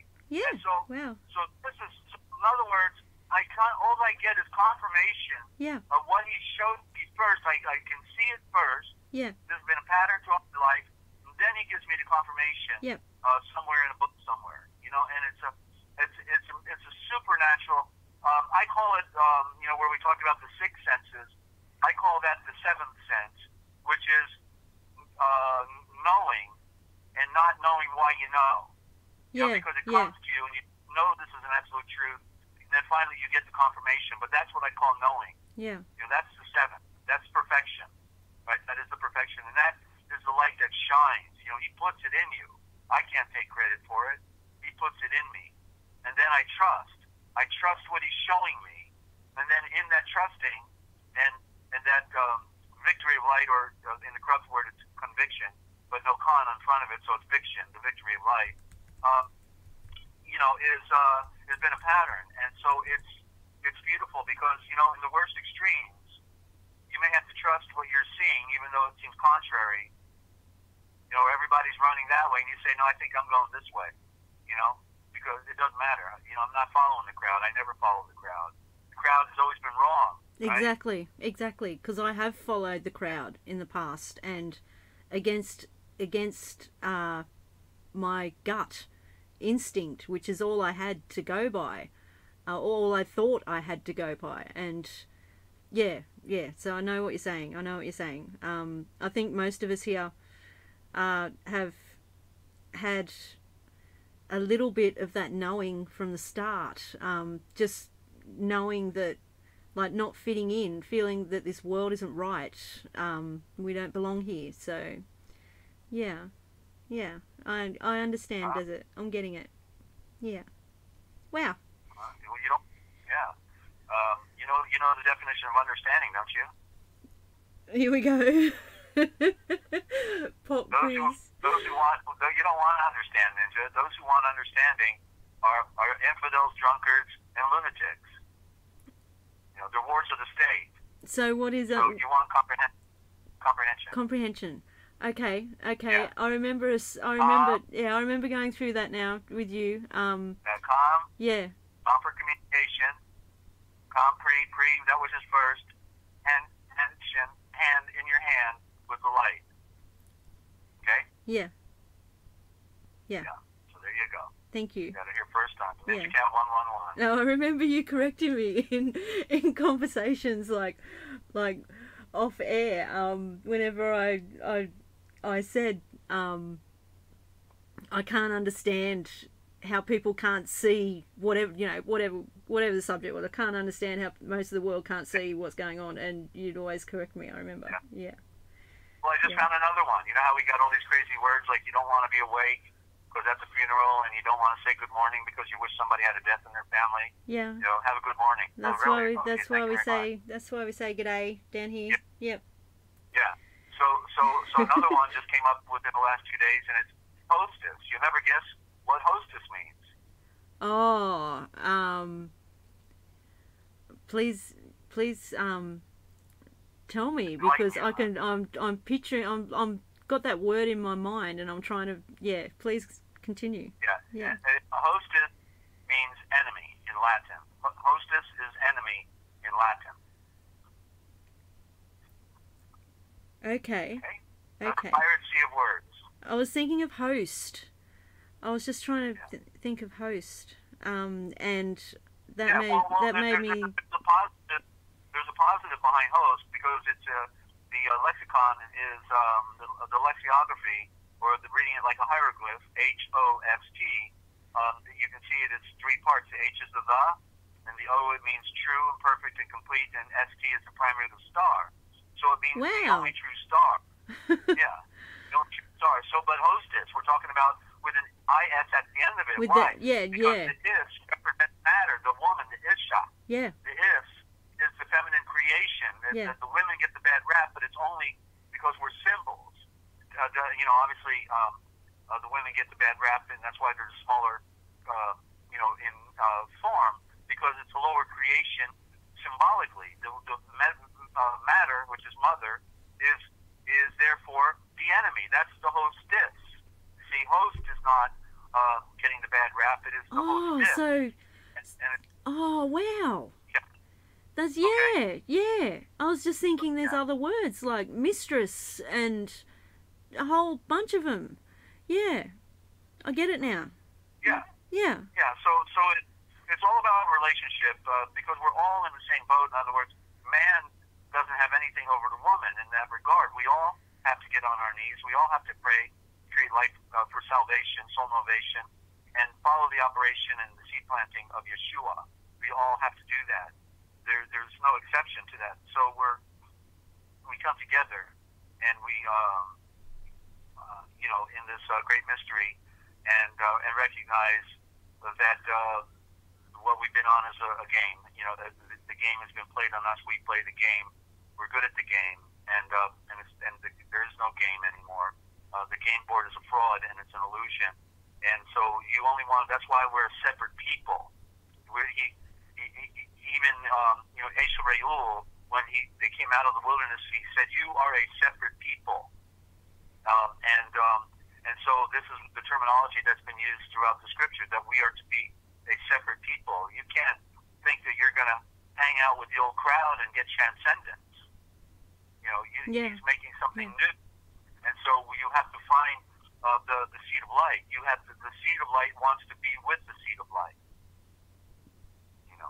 And so it starts with the one, and that's the one who is invisible in spirit, but yet he is. You are in his image, and I am in his image, and we are breathing, and so that's what brings us together, because we want the same thing. Yeah. We want the transcendence. We do, very much so. Yeah. And let me take a sip of my protonic, and I'll be on the cosmogony here. Okay, all good. I'm just typing hello to, sorry, I said hello. Hi to That Way. Welcome. That's right. It's the true hell. That's right. Yeah. But we'll get through it. Okay, so cosmogony. Out of the book, this is the A Dictionary of Symbols by Cirlot, C-I-R-L-O-T, from the Philosophical Library, originally done in Spain and then translated into English. So cosmogony. The basis of most cosmogonies is the cosmic sacrifice, expressing the idea that so that cosmic sacrifice, of course, is what we talked about in the beginning with the chaos and the fire, right? The cosmic sacrifice was the work that went into play right from the beginning. What Yeshua was doing for the Father, Yahweh, in the maintenance. He is all things. He rules all things. He maintains all things. He never stops shining like the sun. He is the sun. He is all the stars. He is all things. He is the atom. Therefore, he maintains all things by his own nature. By his own nature. This is what's so profound about this, this cosmogony. The reality that we wake up to in what he does. He never stops shining. The sun comes up continually. It's always at high noon. The judgment is good to save you. He knows how many hairs are on your head. How can we begin to comprehend such, capability of these? We have a good example with the computer. The computer is a perfect imitation of what Yahweh Yeshua does. Being connected automatically all around the world, right, in one link, right? Yeah. We're all connected, and we can see how many people are listening. 7 people right now. How can we do that? That's a pretty cool deal. But yet when we talk now, we got 8. But yet so the computer is sort of like a duplicate or an imitation of what really Yahweh in Yeshua, his only loved seed, his son, is doing. Yes. This ability, That's he made all things, so certainly he made all things, and he's been around for billions of years doing it. Certainly he's got a handle on it, right? Yeah. That's the kind of parallels that I'm seeing all the time, Desert. That's why I'm overwhelmed at the moment, because I'm seeing the parallels. Like, I'm seeing all the research that I've done, all the questions that I've had are being answered constantly about this world everywhere I look. Yeah, and you just explained one of the good ones. Yeah, you just explained it perfectly. So thank you. Please continue. Sorry to interrupt. I'm always pondering the imponderable. You know that. So I want to know. So do I. Yeah. Inquisitive minds, they want to know. Here we go. So let's try it again. Cosmogony. The basis of most cosmogonies is the cosmic sacrifice. And that's, of course, what Yeshua represented on the cross as well, because that symbolized what he's been doing all along, being a sacrifice, serving us, providing us this profound creation so that we can breathe and have a moment to discover our true nature. You see, that is the sacrifice on top of everything else. So we have 2 sacrifices, one at the beginning, one at the end, 2,000 years ago, when he said it's finished. So cosmogony, the basis of most cosmogonies is the cosmic sacrifice, expressing the idea that the creation of forms and matter can take place only by modifying primordial energy. Such a modification, so far as most primitive and proto-historic peoples are concerned, was seen to exist in such painful forms as mutilation, struggle, or sacrifice. Of course, in India, we see the mutilations big time. They're always wanting to sleep on a bed of nails or twist their bodies like nobody else can twist them, and all these extremes, which, of course, are deviate from the true transcendence. Continuing on here, in Babylonian cosmogony, it assumed the form of the killing of the original mother, Tiamat, who is matter, the killing of the original mother. That's matter. The dragon, also known as the dragon here. This is the serpent, matter. The dragon is another cover word. It's not the dragon, it is the serpent. Serpent, no T sound at the end, serpent. Change the letters and you get person. Okay, so let me try this again. In Babylonian cosmogony, it assumed the form of the killing of the original mother, Tiamat, which is matter, the serpent, whose form, we could say, was used in the creation, whose elements were used in the creation of sun, earth, and moon. Hindu tradition links the struggle of the Elohim, falsely called gods, with the trial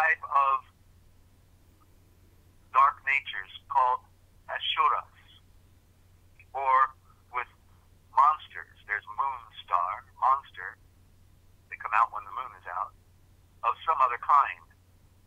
According to the Rig Veda, the Elohim would sacrifice a primeval being, a giant Purusha. In Persia, it was a bull, which was sacrificed by Ahriman or Mithras. In Scandinavia, it was the giant Ymir, who was dismembered by the Aesir, the Aesir, Elohim or gods, and then used as the material of the creation of the world. So there's a parallel right there in the Scandinavian tradition with Osiris in Mezar Egypt. I'll read it again. In Scandinavia, it was the giant Ymir who was dismembered. And that's exactly what happened to Osiris. He was cut up, and his body was strewn all around. That's the sacrifice that we were just talking about, that his body is everywhere. And the only thing we couldn't see in the story of Osiris was his reproductive organ. It was missing. And that is the symbol then for that regeneration. That's what's missing, the ability to go back home to the primordial roots. So here we find it in Scandinavian as well. Clearly then, these cosmogonies have a psychological implication because they express the central idea that there is no creation without sacrifice. There you go. No life without death. This being the basis of all inversion symbolisms and of the Gemini, the twins. Yeah. Wow. That's always perplexed me because that's my my sign, because my really my wow. my birthday is in May. Yeah, May. My birthday's late in May as well, but I'm a Taurus. Yeah. Okay. So the twin, I was always beside myself about that. You know what I mean?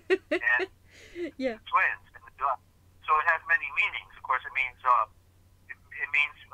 connecting with the duality, and having and seeing, perhaps your better half and your worse half at the same time, or it could imply the male and female, or it can imply,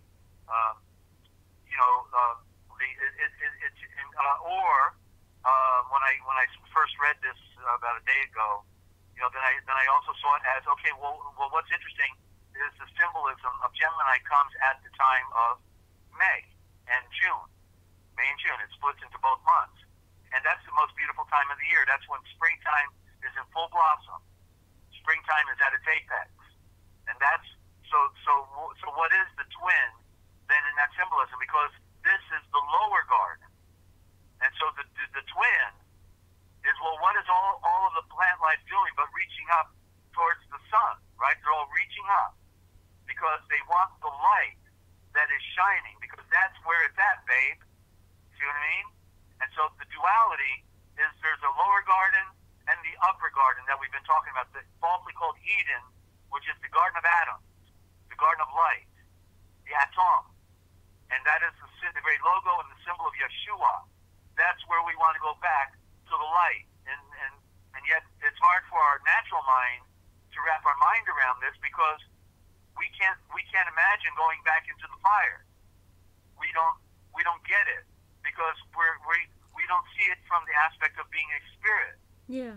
And that it's just like a stargate or a portal to somewhere beyond this universe. It's not in this. The paradisia that we want is not in this universe.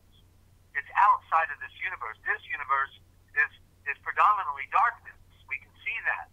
Where we want to go is into the great light, not the sun, but through the sun, through the stargate, and back to where we come before the great Father said, "Let there be." You see, from the beginning.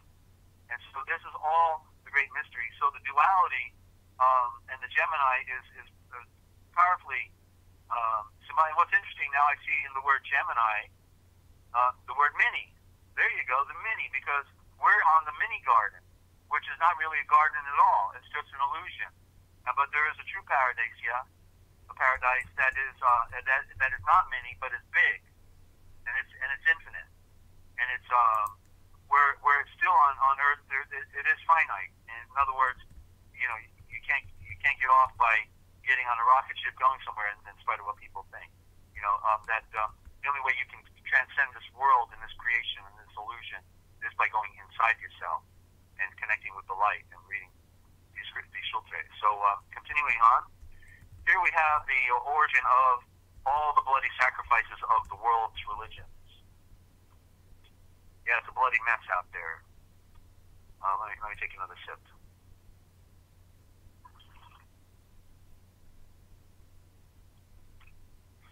Nice to be able to just let it roll. Now I gotta pace myself, Ninja. Okay. Here we have the origin of the bloody sacrifices of the world's religions.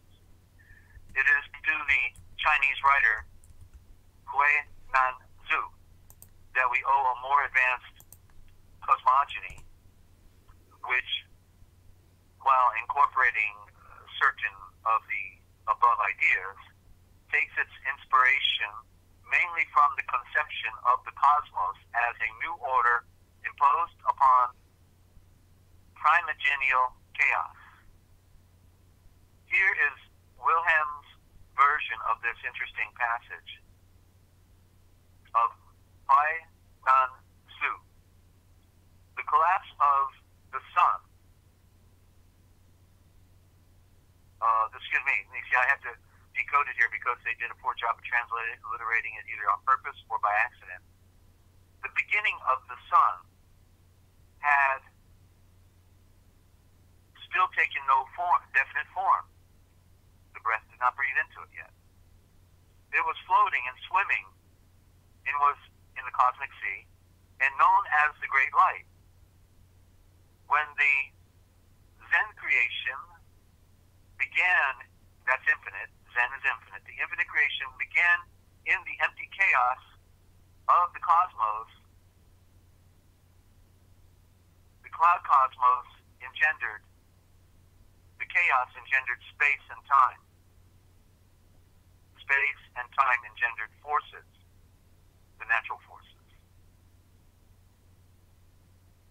The force had mixed with certain limits. The pure and clear floated upward and formed sky. The heavy and the muddy coagulated below to form the earth. The seed of the sun and earth is the union of clear and the obscure, the clear and the obscured. The concentrated seeds of the mystery and the clear are the four seasons and the river that flows into the four directions, the river of light. The scattered seeds of the atoms of the four seasons is the quantity of things. The heat force of the clear, when concentrated, engenders fire. The seed of fiery force is the sun. The cold strength is the darkness. When concentrated, is water. The seed of water is the moon. That's the darkness. And that's where all the coral reefs all give out their seeds when it's a full moon. All the little round things just take off the coral. The path of heaven, the path of the sky is round. I'm sorry, flat earthers, but the path of the sky is round. I prefer the ancient wisdom over your modern YouTubing and secret society propaganda, Vatican illusions. The path of the earth is therefore, but yet the path of the earth is square, so is it a square? Or is it in reference to the four directions? I think so. We have to see things as they really are. The essence of the round is the clear. Every eschatological process is a partial regeneration of the universe, partaking of the cosmogonic, and hence of the sacrificial. Similarly, it is not possible to transform the earthly soul,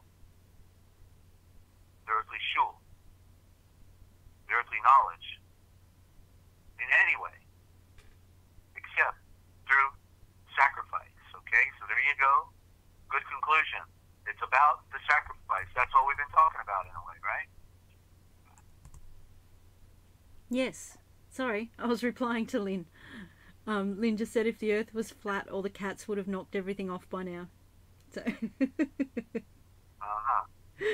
Yeah. Okay. Yeah. So yeah. So anyway. It's a deep study.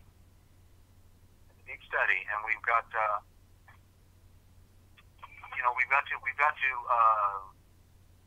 get away from all the confusion. Like what I now think about, like YouTube. It's like when people everything they learn now is basically from YouTube, right? They saw it on YouTube just like they saw it on television, just like the news told them, the media told them. Oh, it's got to be true, And so anything they see now on YouTube, as we know, they bump off all the truth tellers. Yeah. But the propagandists, they give them free reign. Yeah, it's all mixed up. Sorry. Yeah, and so it's sort of like when I grew up, when my parents weren't talking to me, so everything I learned was from my friends, and that was the worst possible way to learn anything. But for all the stupid stuff your friends imagine must be true, and then you find out later on they didn't know what in the world they were talking about. And it's sort of the same thing. Now people are learning what they think they know from YouTube rather than going to the ancient scriptures and meditating and making connection with the One, and surrendering to His will. Because if we surrender, then we can receive something. We can have the light bulb go on and not off. The light bulb go off. We see we had to reverse that one too now. So it's what's ironic about the whole story here, of course, is where it says, well, I like this quote. Let me go to here first about transcendence. How many people are going to go? But here it is.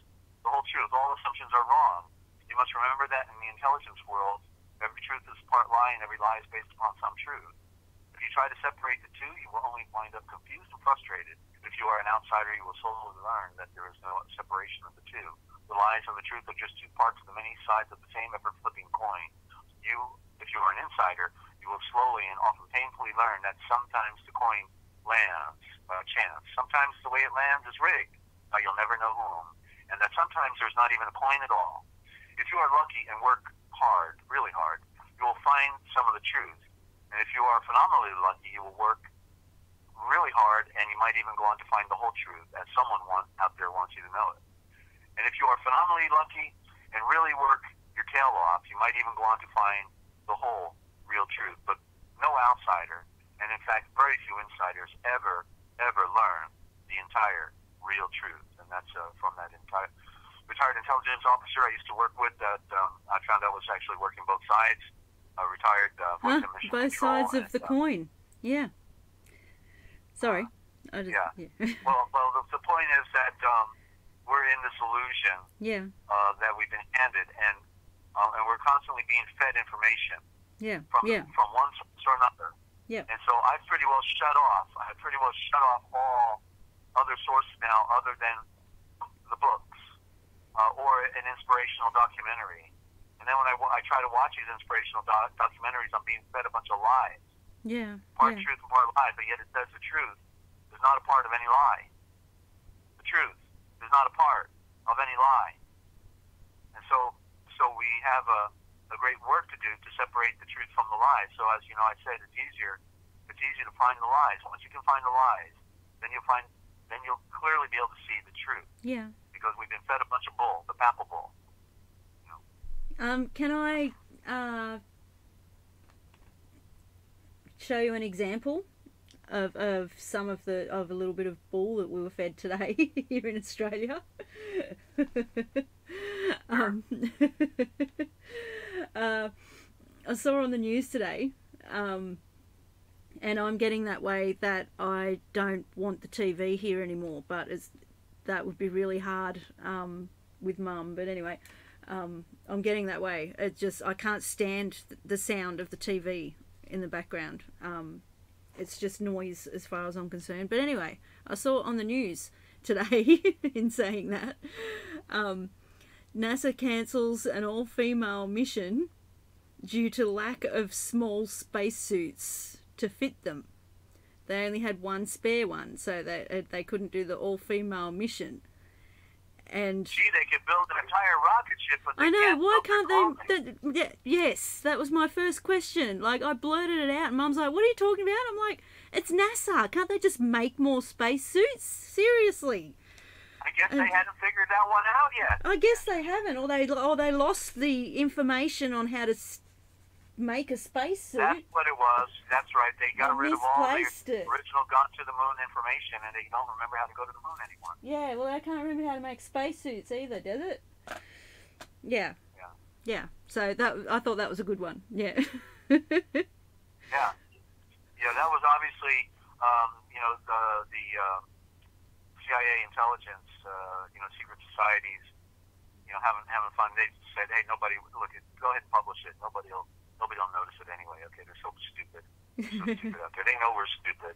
They love, controlling us. They love putting it in our face. Yeah. Yeah. Nobody else. I reckon I'm the only one.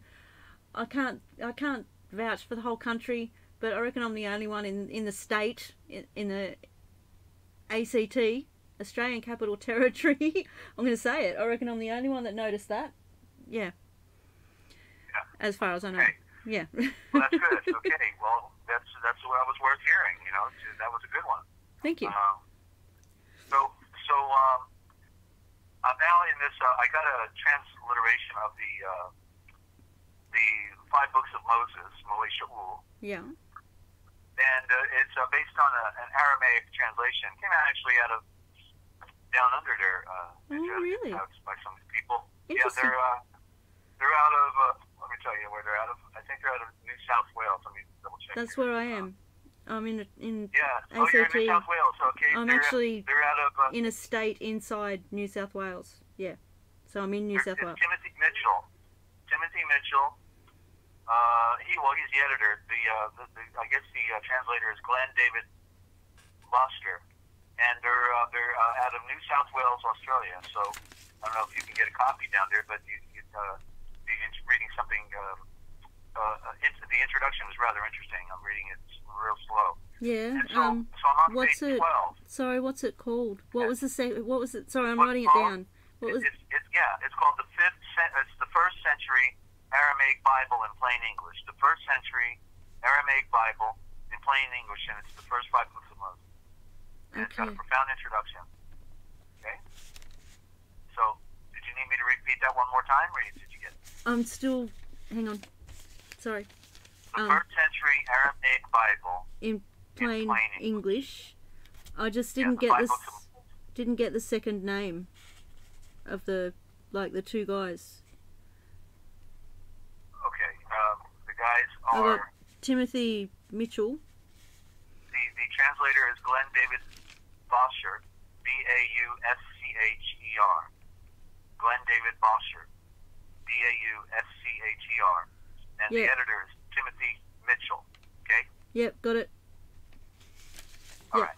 So okay, maybe thank you you. get a copy down there. That'd be a good read for you. I'm just going through it, so I know the introduction is worth reading, but I also noticed they're not fully on page with where I'm at. Yeah. They use the word Yeshua in here. They talk about the Torah, and so they're good. In spite of that, we learn from everything. We take what we need, and we just leave the rest. We know that everybody's not haven't well, at least from my standpoint, what is called the conspiratorial view of history. Most people are not seeing it. The conspiratorial view of history on how the world has been really run. Obviously, that's why I do the forbidden history. But in spite of that, on page 12, they had a pretty interesting statement and paragraph, because what they've been doing is, of course, comparing what we call the Hebrew Bible from the Peshitta, or the Aramaic, which is the Aramaic is the original, and then the Hebrew square root came later, which after Israel was already destroyed and banished, annihilated, and then who came back with pseudo-Israel. There was no Israel anymore, just a pseudo-Israel. Pretend they're following the Babylonian Talmud.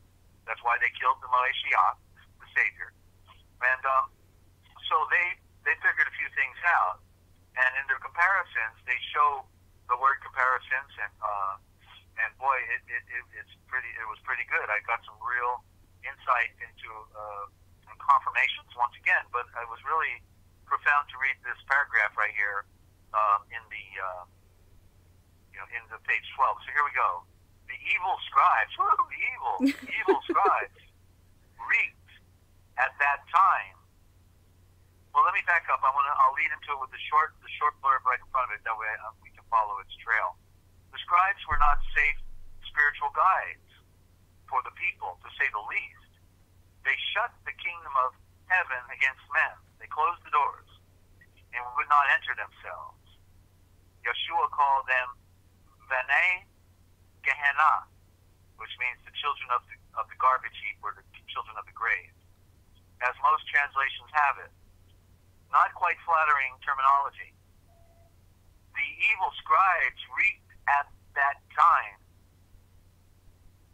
The evil that the scribes reaped at that time is still with us today. And with every Hebrew Bible and every translation of their Hebrew Bible produced since the very first century A.D. Wow. Wow. How about that? Wow. And that is not to say that we cannot use the Hebrew Bible for some good purpose, or that it is completely unreliable. Far be it. But the problem is finding where the mischief was done and where the Bible was changed. They would change the scriptures? Well, really? The Bible was changed by these evil men. Let me read that again. But the problem is finding where the mischief was done and where the Bible was changed by these evil Talmudists.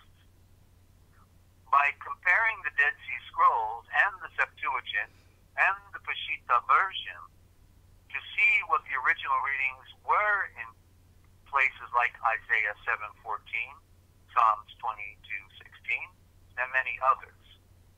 Another tool we have is the Mesorah notes, the Mesorah notes of the Masoretic scribes. The Mezorite is the original word for Egypt.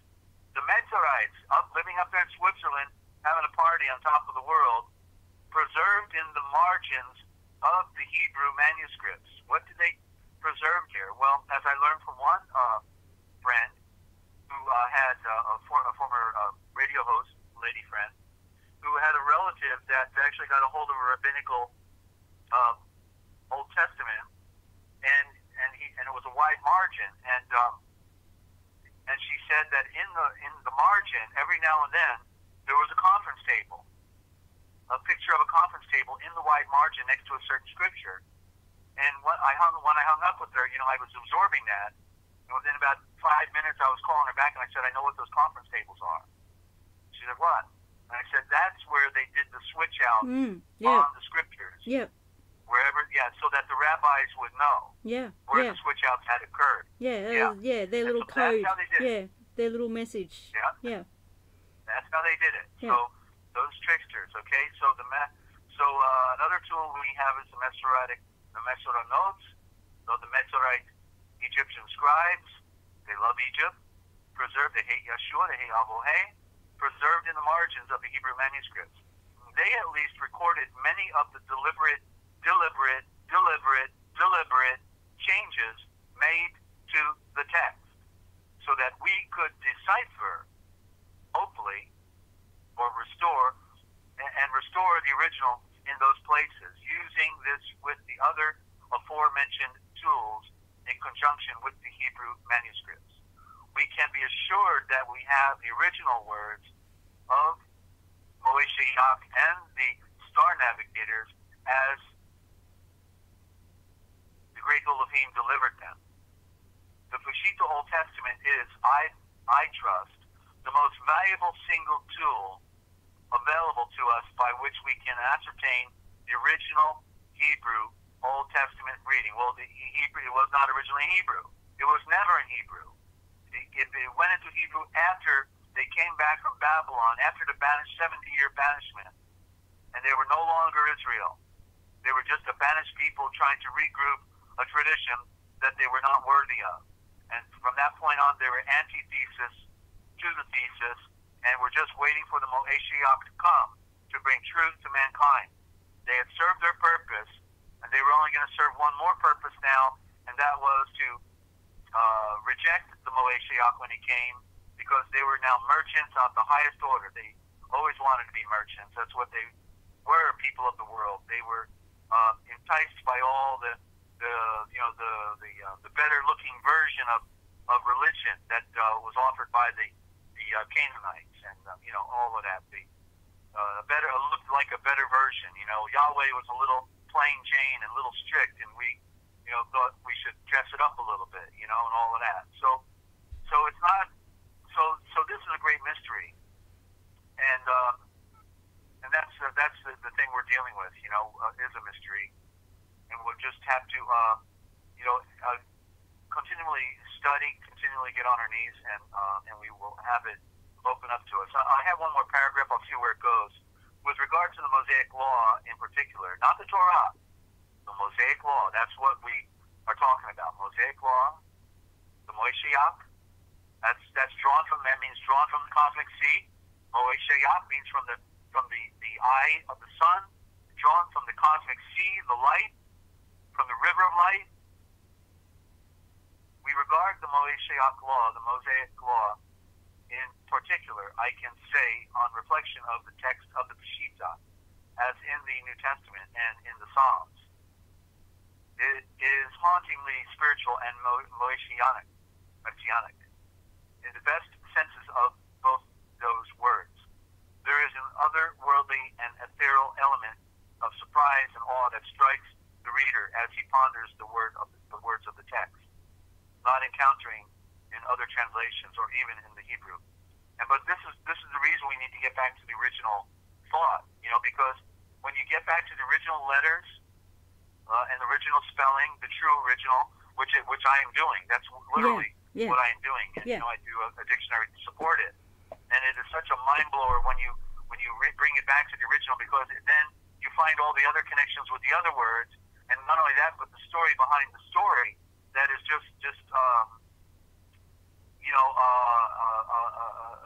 all of a sudden everything is opening up. It's like you never read the book before, and then all of a sudden one day you're reading it for the first time. Just like Sodom is not really Sodom, it's Eshadom. And as I talked the other day, Esha and Adam are there. And what does it represent in the Eshadom? The royal eye of judgment. That's what Sodom represented, was the royal eye of judgment. The judgment came down, it had to be destroyed. But yet it was called Eshadom, meaning that which is made first has to be destroyed, because it is the second born that can only survive. The first cannot go. Physical reality cannot go.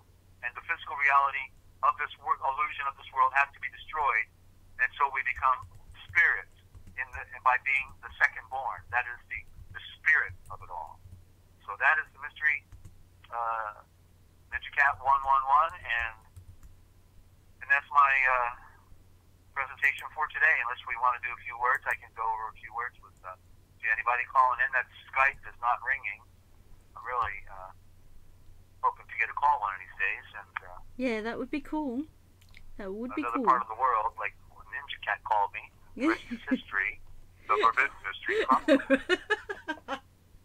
That was what they didn't want to know, but Ninja wanted to know. That was the best segue ever. Desert. Say what? Sorry. I'm sorry. You're having too much fun, Ninja. You're going to have to cut that out, okay? Serious now. I broadcast. You know that. You're amazing with your Aisha Fours, Desert. Let's just say it. All right. Yeah. The rest is history. Forbidden history. You heard it here first. What they didn't want you to know, that we tell right here, because somebody's got to do it. And I just, the Glutton for Punishment has been doing it for quite a few years now, and but in the process, I know that I'm learning and I'm growing. I learn, and I see things for the first time while I'm doing the broadcast. That's why I love that. Yeah, I love it when that happens. Sure. Yeah. The light bulb doesn't go off; it goes on. Yeah. And therefore, and we hope that it will stay on. That's what we're trying to do. Yeah. Trying to do. Yeah. Yeah. No questions in the chat? No, okay. So No, we got, everyone's 9 just people. smiling and hearting and saying hello and stuff. Yes. Yeah. Oh, can Well, you see the chat? Are you let me looking? show you. Yeah. Let me show Okay. you a word, okay, that I was looking at yesterday, and because I was doing a study on the word bread, Yeah. unleavened bread. Well, I'm not. I mean, these things just pop up when I'm reading a certain part of a book, and then I've got to write it down. It's not that I was focused on that study, but it appeared to me, and I saw the words, and then in the word Mazor, there's the Azor again, the Azor representing the sun. But so, what is the bread called? The unleavened bread that we're supposed to break once a week, every first day of the week, the day of the sun, which for some reason people hate. The Mazor, there's the mother star, the mother that goes round. So the Mazor, well, the great Mazor is the galaxy, the Mazoros, okay? And so the galaxy with the zodiac in it is called the Mazoros. It's in our Milky Way. It is the milk that we would that is introducing us to the original first story in the stars, written in the stars, the Mazoros. Interesting. And so yeah, and so the bread is called the matzah. The matzah. It's matzah in Yiddish, but it's correctly matzah. They always give us a corrupt spelling. Once we know that, that's how we can back engineer it. And so it's the matzah. And there we find that it's relevant to the stars. So when Yeshua says you must eat my flesh, you see, and if you must eat my flesh, and if you don't eat my flesh, you will not live. So we're talking about the terminology of what his flesh is. It's the matzor. He is the universe. He is all things. And so he's saying you have to consume. Therefore, creating a metaphor. You have to consume what I am.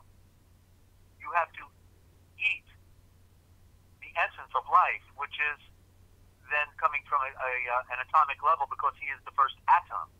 He is the first made, therefore he's the first atom. Everything else after that is a duplicate of himself. And so when he finally made the second image of himself, which is the Adam, then of course death ruled, because he was in a lower world. He fell out of the light, and that's when he fell asleep. Came out of the atom and went into the lower garden. So the Matzor then means mother star.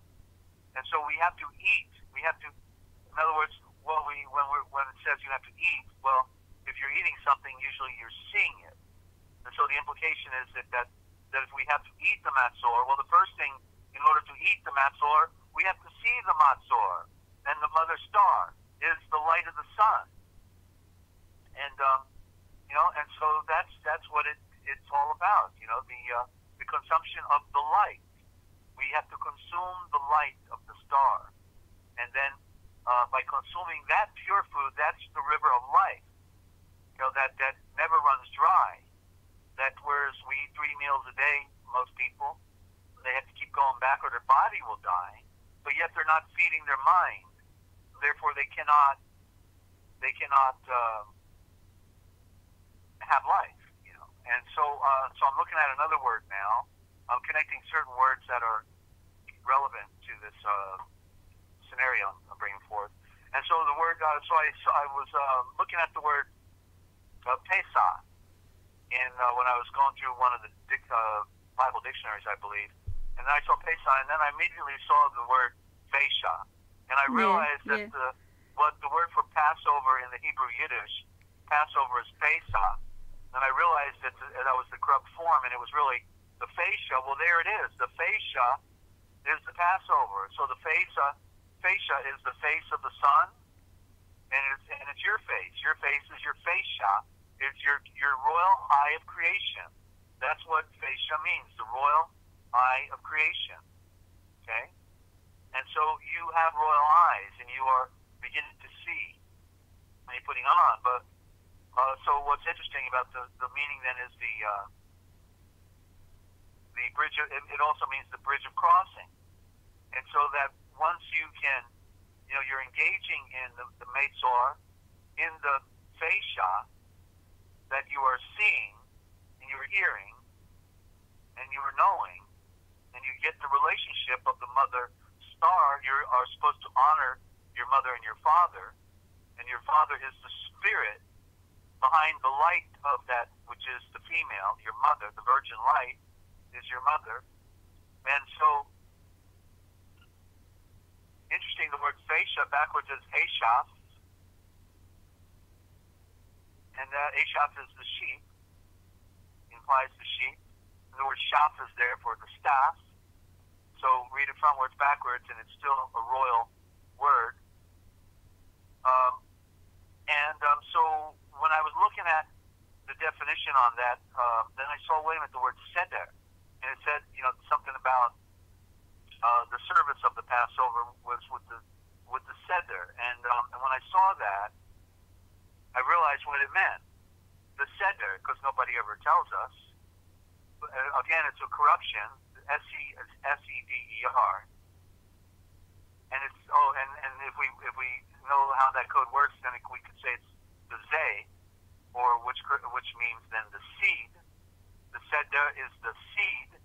That's what we're eating with the bread. But what does a seed have to do? Right? It has to shed its outer layer in order to grow in the dirt. Right? It has a protective layer. Yeah.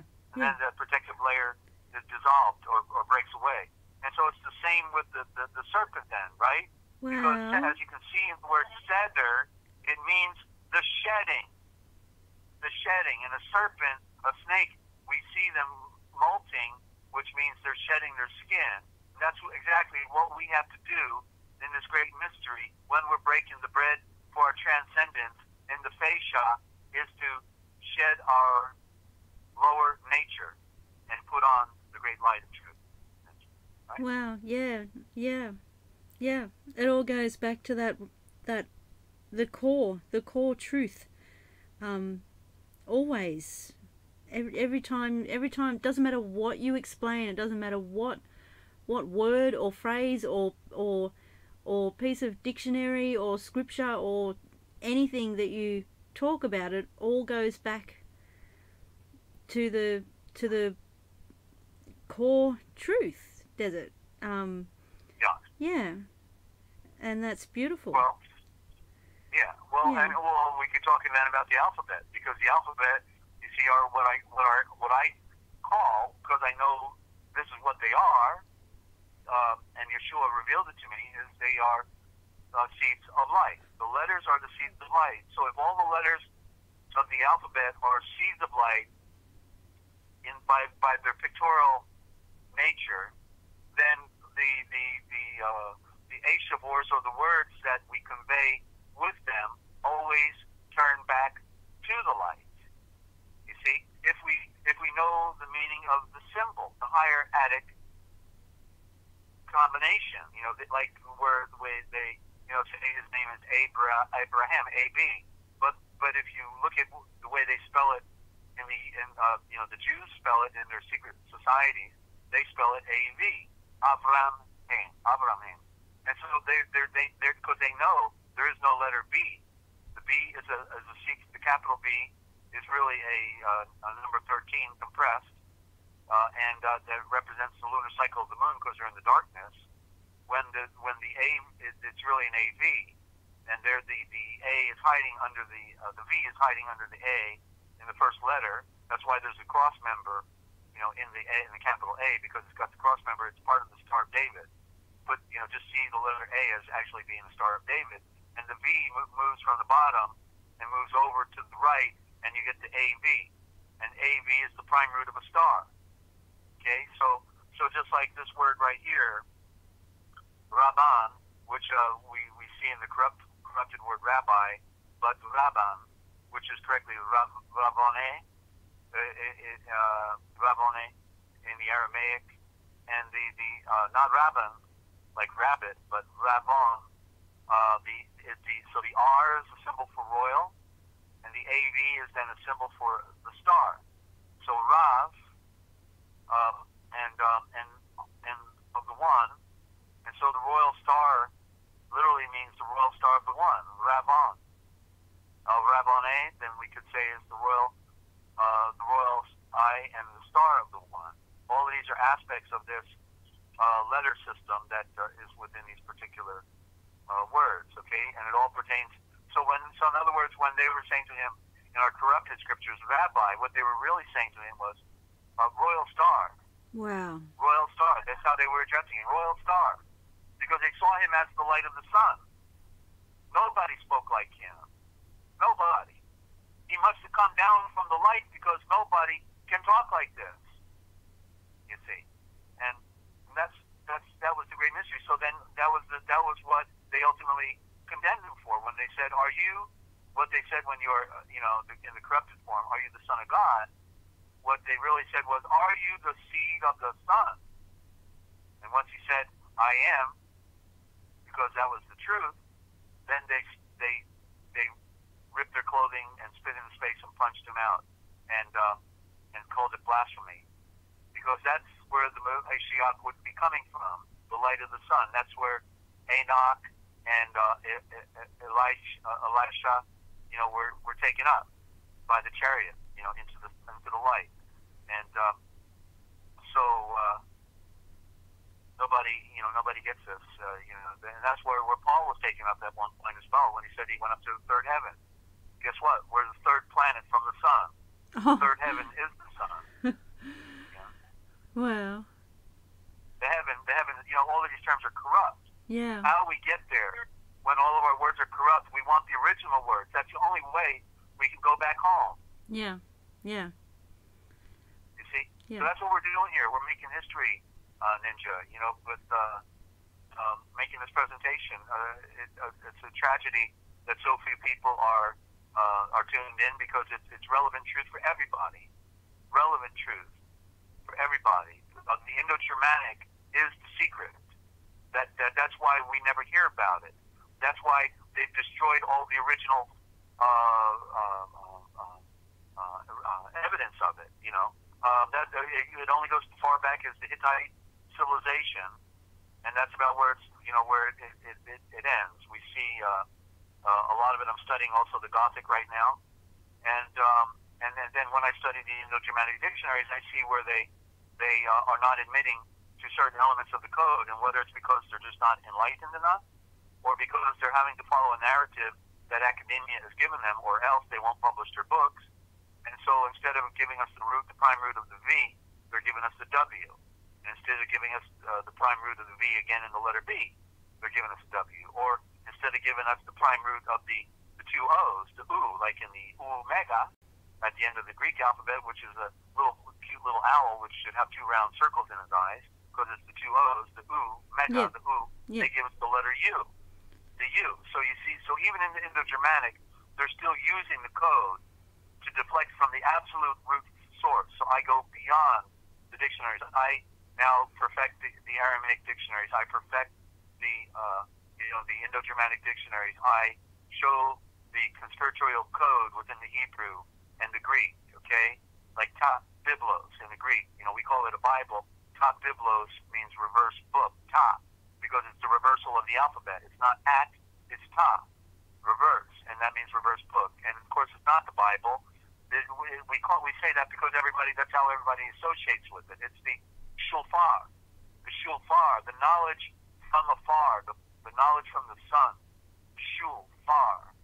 See, that means soul fire. There you go. You see, shofar is also in the same word, soul fire. Wow, soul fire. It's not fire. Shofar. The fire within you. Shofar. Everything sounds funny with my Aussie accent, does it?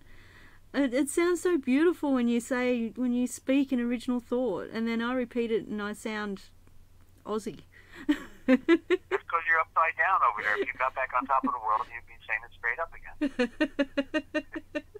Don't worry, you'll get there.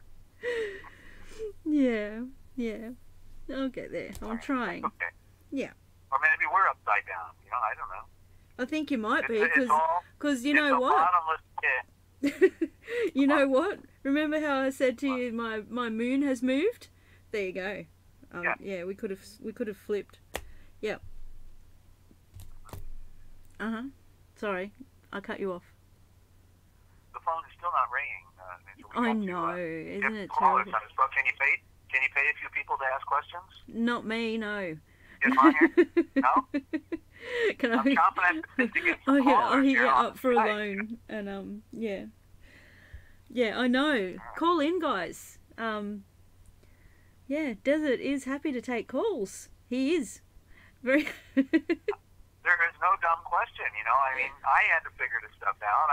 And I'm not the Father's not done with me yet, of course, but I really, you know, the thing is, yes, you know, I've covered the universe with the study and what I'm doing now in historical work. But the point is that many of our friends out there are trying to figure out this thing or that thing, or you know, and I'd love to entertain a question or two because it's I'm here to serve, you know, and I'm here to help shed light on whatever somebody else is dealing with. But I know they're listening. I know we've got the best listeners on Earth right here because they're hanging in there with us. So I'm honored, you know, to be with all of you and miss a few that used to be here regular. So I hope they'll stop back in and say hello again.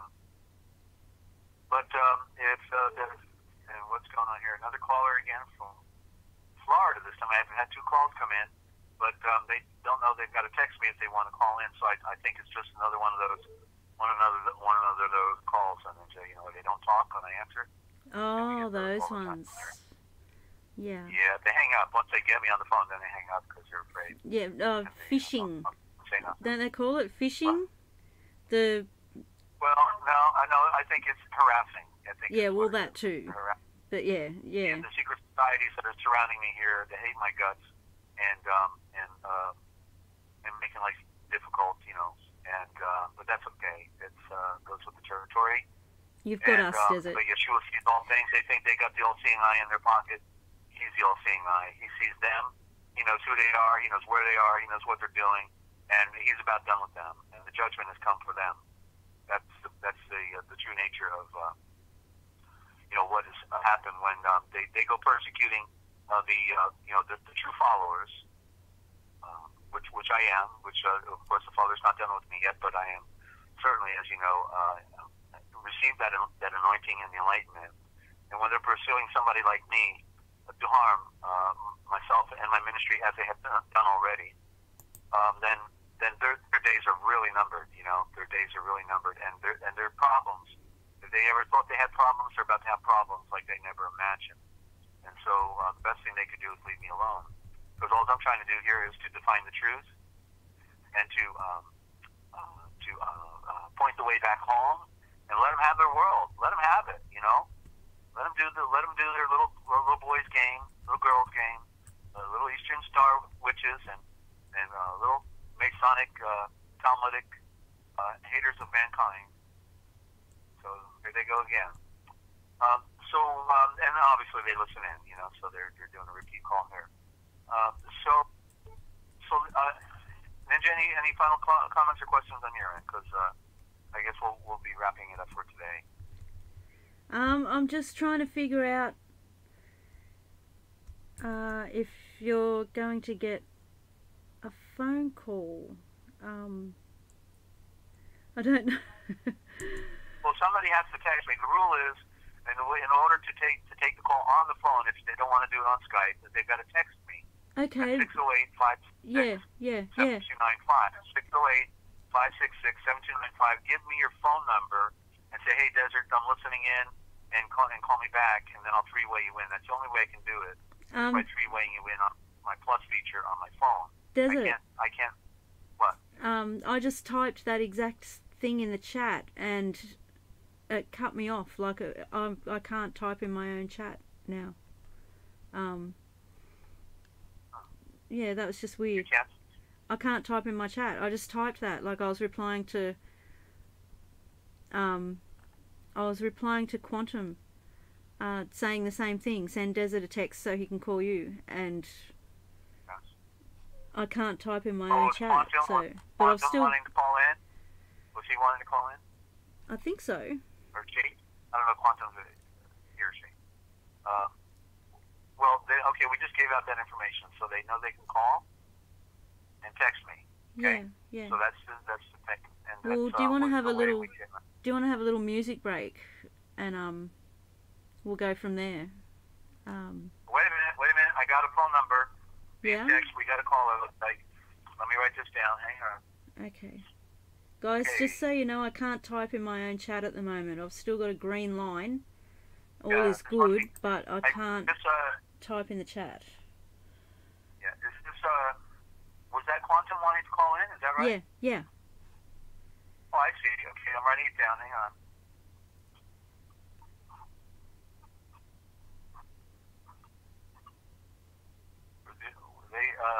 They got all the money. We don't have any money, but we get it done on a song, a wing, and a prayer.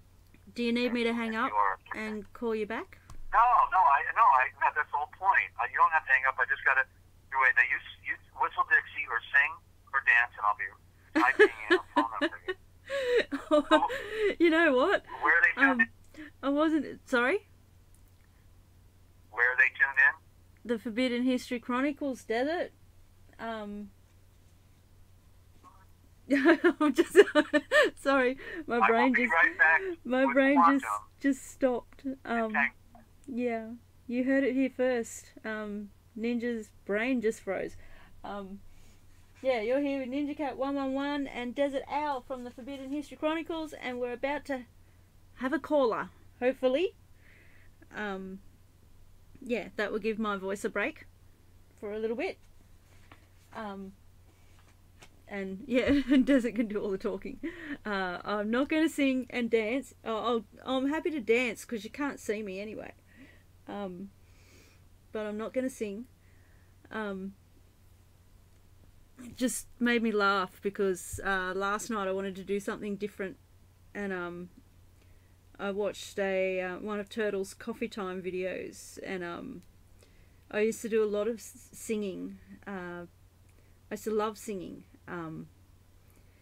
behind closed doors. I was in the school choir, but anyway, and I stopped. I haven't really sung anything for about 20 years, and I was watching Turtle's Coffee Time video and thought he could do with an intro, and so I was playing around recording, making up little 5-second coffee time intros, little jingles. So anyway, hello. Oh, sorry, g'day. And so, hey, Ninja, so we have online with us Lazaro, who is also Quantum Entanglement on his YouTube channel. So, Lazaro, welcome to the Forbidden History Chronicles with yours truly and Ninja Cat. How are you? Oh, good. Just wanted to call. You know, it's a shame that a lot of people don't call in. We don't have a bigger crowd, but it's a small percentage, you know. Well, we have to be consistent. We've got to be there, and Ninja's got to put good tags on these YouTubes that go out. So hopefully, it'll grow. People will tell other people, and hopefully be proactive in that. I'm certainly have a need to talk because I've learned so much. Lazaro and Ninja is a good sponge. She's really absorbing a lot, and it's been needful. It's needful for all of us here. And so very good to have you. And so you have a. I'm intrigued by the name, by the way, Quantum Entanglement in Magnetic Services. You want to tell us about that real quick before you? It's kind of an alluring name. I believe that we are quantum entangled, and it's we're beyond the physical, where entanglement is no time, no space. Yeah. An area where you can say like it's the void that the Jews always call beyond the temple, the crown, the head. Yeah. Well, time is an illusion anyway. Time is an illusion. Yeah. So when you quantum entangle, I believe that we are here, and actually a part of us is with God. Wow. Which is pretty much, the concept where then the true nature of us always wants to see God, and we're the ones that are interfering. And the Magnetic Services is a website I have. I see. It's magneticservices.org. It just goes into, it's very basic. You know, I dabble in ornaments, you know, or rearrange atomic elements. Just pretty much, I feel that the shoe bread was made by blacksmiths. That's another illusion. You know? The shoe bread was made by blacksmiths. We're talking about the bread today. And I know for a fact that there's a lot of research that the shoe bread wasn't made by a baker. So there's a lot of illusions in the scripture that just because of the word, oh, it's bread, oh, it's something that you eat, you know. But you gotta research it. I'm glad you're talking about the bread. That's so important. Well, absolutely. It's certainly foundational in the story. And it goes right back to the beginning of the stars, the Dezert-Owl. And, yeah. Now, just so you know, your audio quality is at about a 6 right now, Lizardo, so I don't know if there's a way you can improve your audio by getting further away from the mic, or if you're too close to the mic or anything, but just be aware of that. Yeah, I'm having trouble hearing, but Lynn says in the chat that sound is 10, 10, 10, so... Yeah. And while you're on the... Sorry, while you're on the... But we're okay. Yeah, can I just say while you're on the phone, while I'm able to speak to you, I just want to thank you. I just want to thank you, a heartfelt thank you for that donation. I haven't touched it, and don't worry about it. I don't expect. All I know is that, you know, when I see the, you know, I could have been a rich man. You know what I'm saying? But I opted out to be from being rich to have my riches elsewhere. So, yeah. I don't wanna. Yeah. This planet is so corrupt. Yeah. And the position it's in right now, we're like at the bottom of the barrel. We're scraping that mud. Yeah. You know, and it's not good. Yeah, and your audio improved. Whatever you did with your audio, you're better. Yeah, I can hear you a bit clearer. Yeah. Thank you. So was there any other comment or a question that you had in Corner where you just touched? Yeah, it's in lieu of the bread. It was always good. I typed in a little bit. In your idea of the bread, it was also considered the bread like the face of the presence, like a presence. So it's the bread of the presence. That's correct. It's the bread of the presence. It's the shul bread. It means it's the bread of knowledge. It has all these different meanings. I have them in my dictionary that Jen has a copy of. She can pass that on to you anytime. You know. I can do that. Yeah, and if you go by that, I see that you can expand on.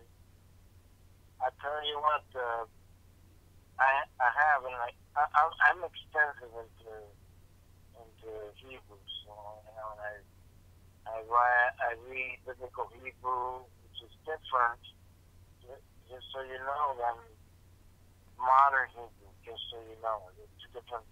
Right. Yeah, and that's what you were talking about. You got the animal at the. So when you actually start going into Hebrew, and then you'll get confused between the modern Hebrew, which is to confuse you totally. It's like modern Yiddish. It's really Yiddish. Yeah, and the Yiddish, and not even the Yiddish. I mean the Sephardic, also modern. Okay. There's about when I did my research, it's 4. So I'm pretty sure you bumped into the ones that interfere with English, right? You bumped into the ones that interfere with English and the Hebrew. But there's a couple of them that interfere with Russian, and which is the Yiddish, and the German, and even even Israel. And those are the ones that are really confusing because they do not have an English thing where you can actually lost. So you haven't learned to do that. Because that's my main forte is the Hebrew. So I try to go back to it, and I use a lot of. Do you use geometria?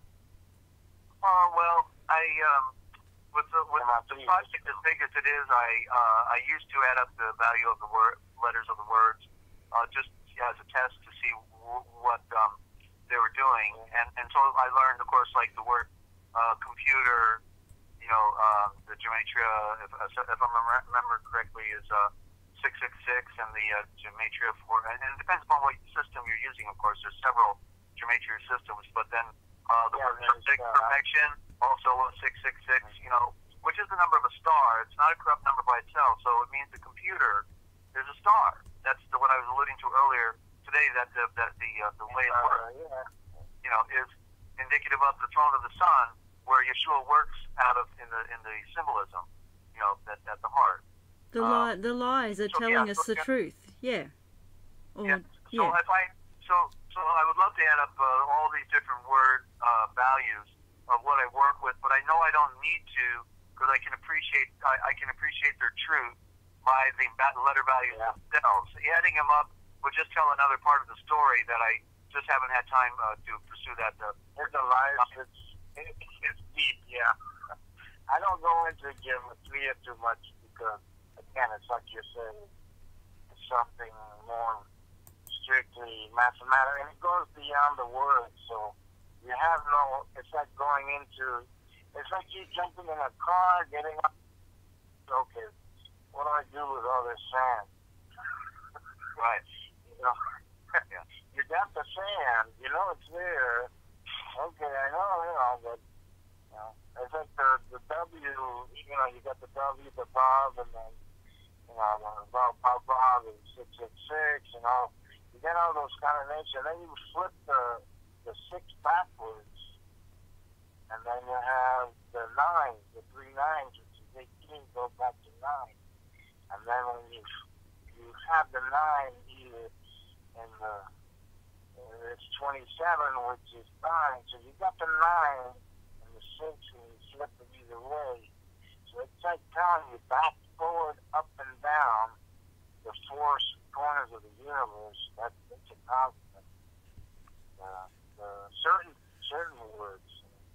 Yeah. And also, I don't know, have you noticed the Schumann resonance on the planet, how it is in correlation with the words and the letters? No. I'm noticing we've been hitting over 130, and I think we hit 135 hits. It's kind of freaky. It's never been that high. Right. And that's for me is like the number 9, which goes again back to 666 computer and all these words that are related. And it's like a whole can of worms. So I don't know if you've ever related the phenomenon with frequencies too. That's pretty much what quantum. Yeah, well, frequencies at the core of our creation, certainly, and Now the audio kind of backed off a little bit, quantum. So I don't know if wish we had better quality. You're not able to on Skype? I think it's the 3. No, I don't have any way. I'm personally been straight without any speaker or anything. I'm direct. I see. Speaking in my phone. All right. Can you hear me a little? Yeah, you kind of improved a little bit now that I mention it again, so that was good. And Ninja, any follow up on your end? Do you want to? I just want to agree with the what you said about the Schumann resonance. I've haven't been deliberately checking it, but I've noticed here and there it's been mentioned, and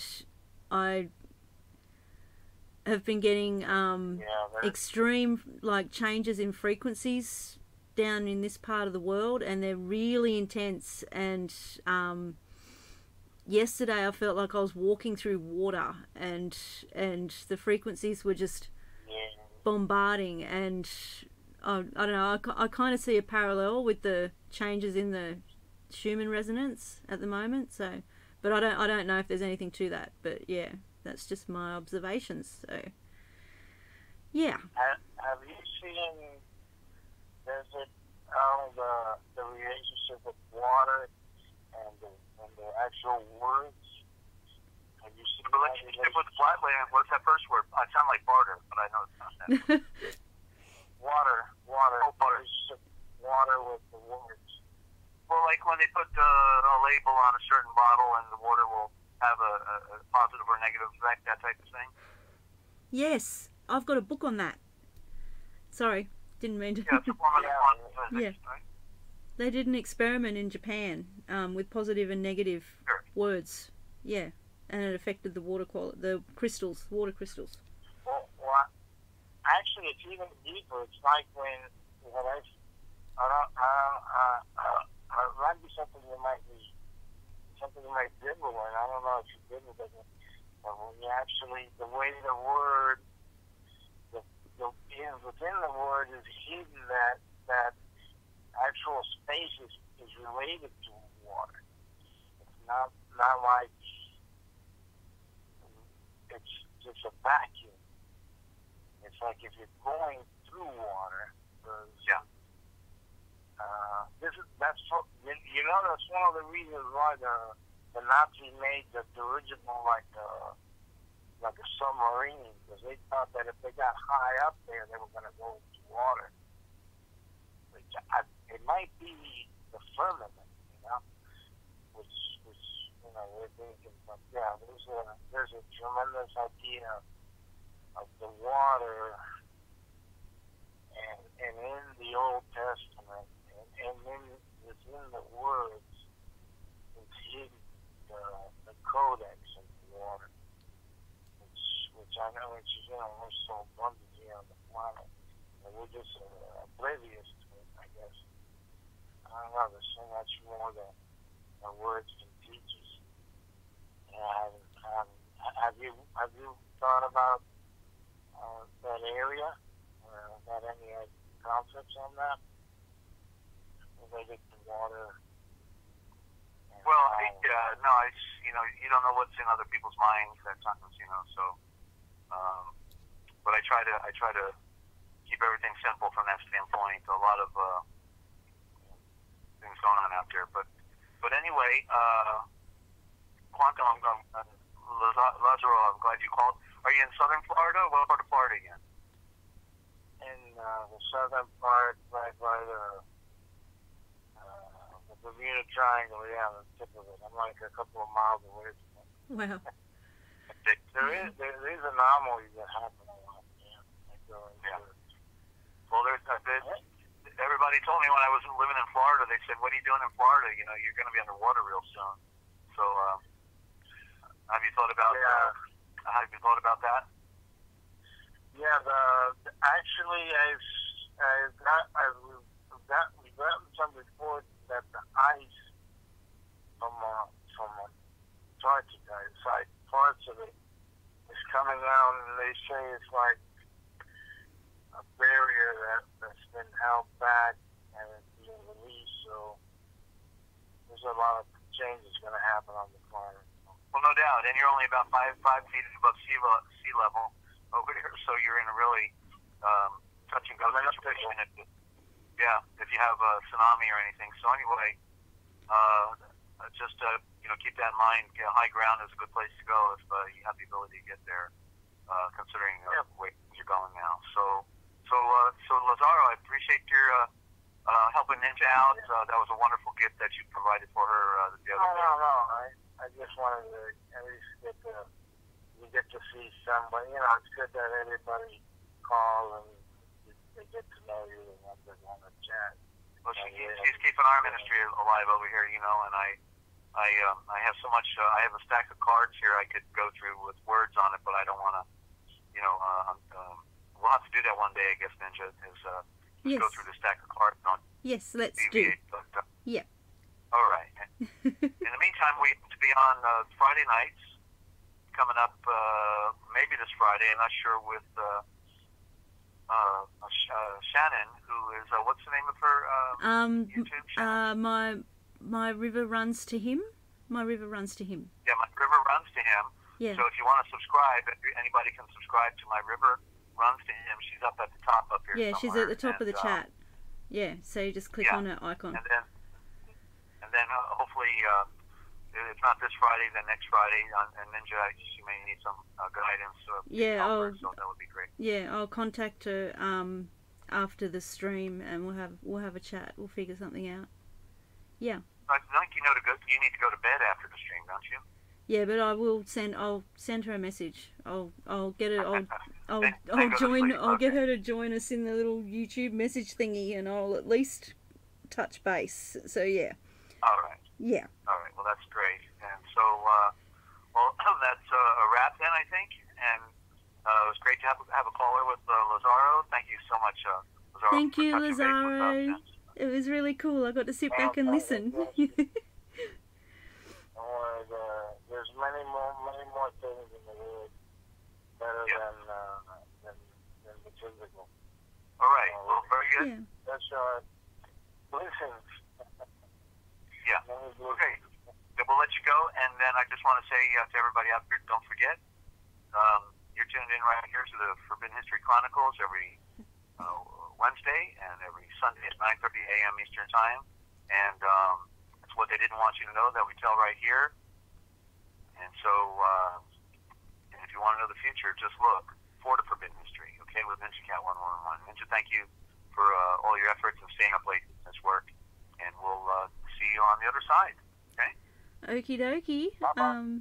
Thank you, Desert, and peace and light to you always. Thank you. See ya.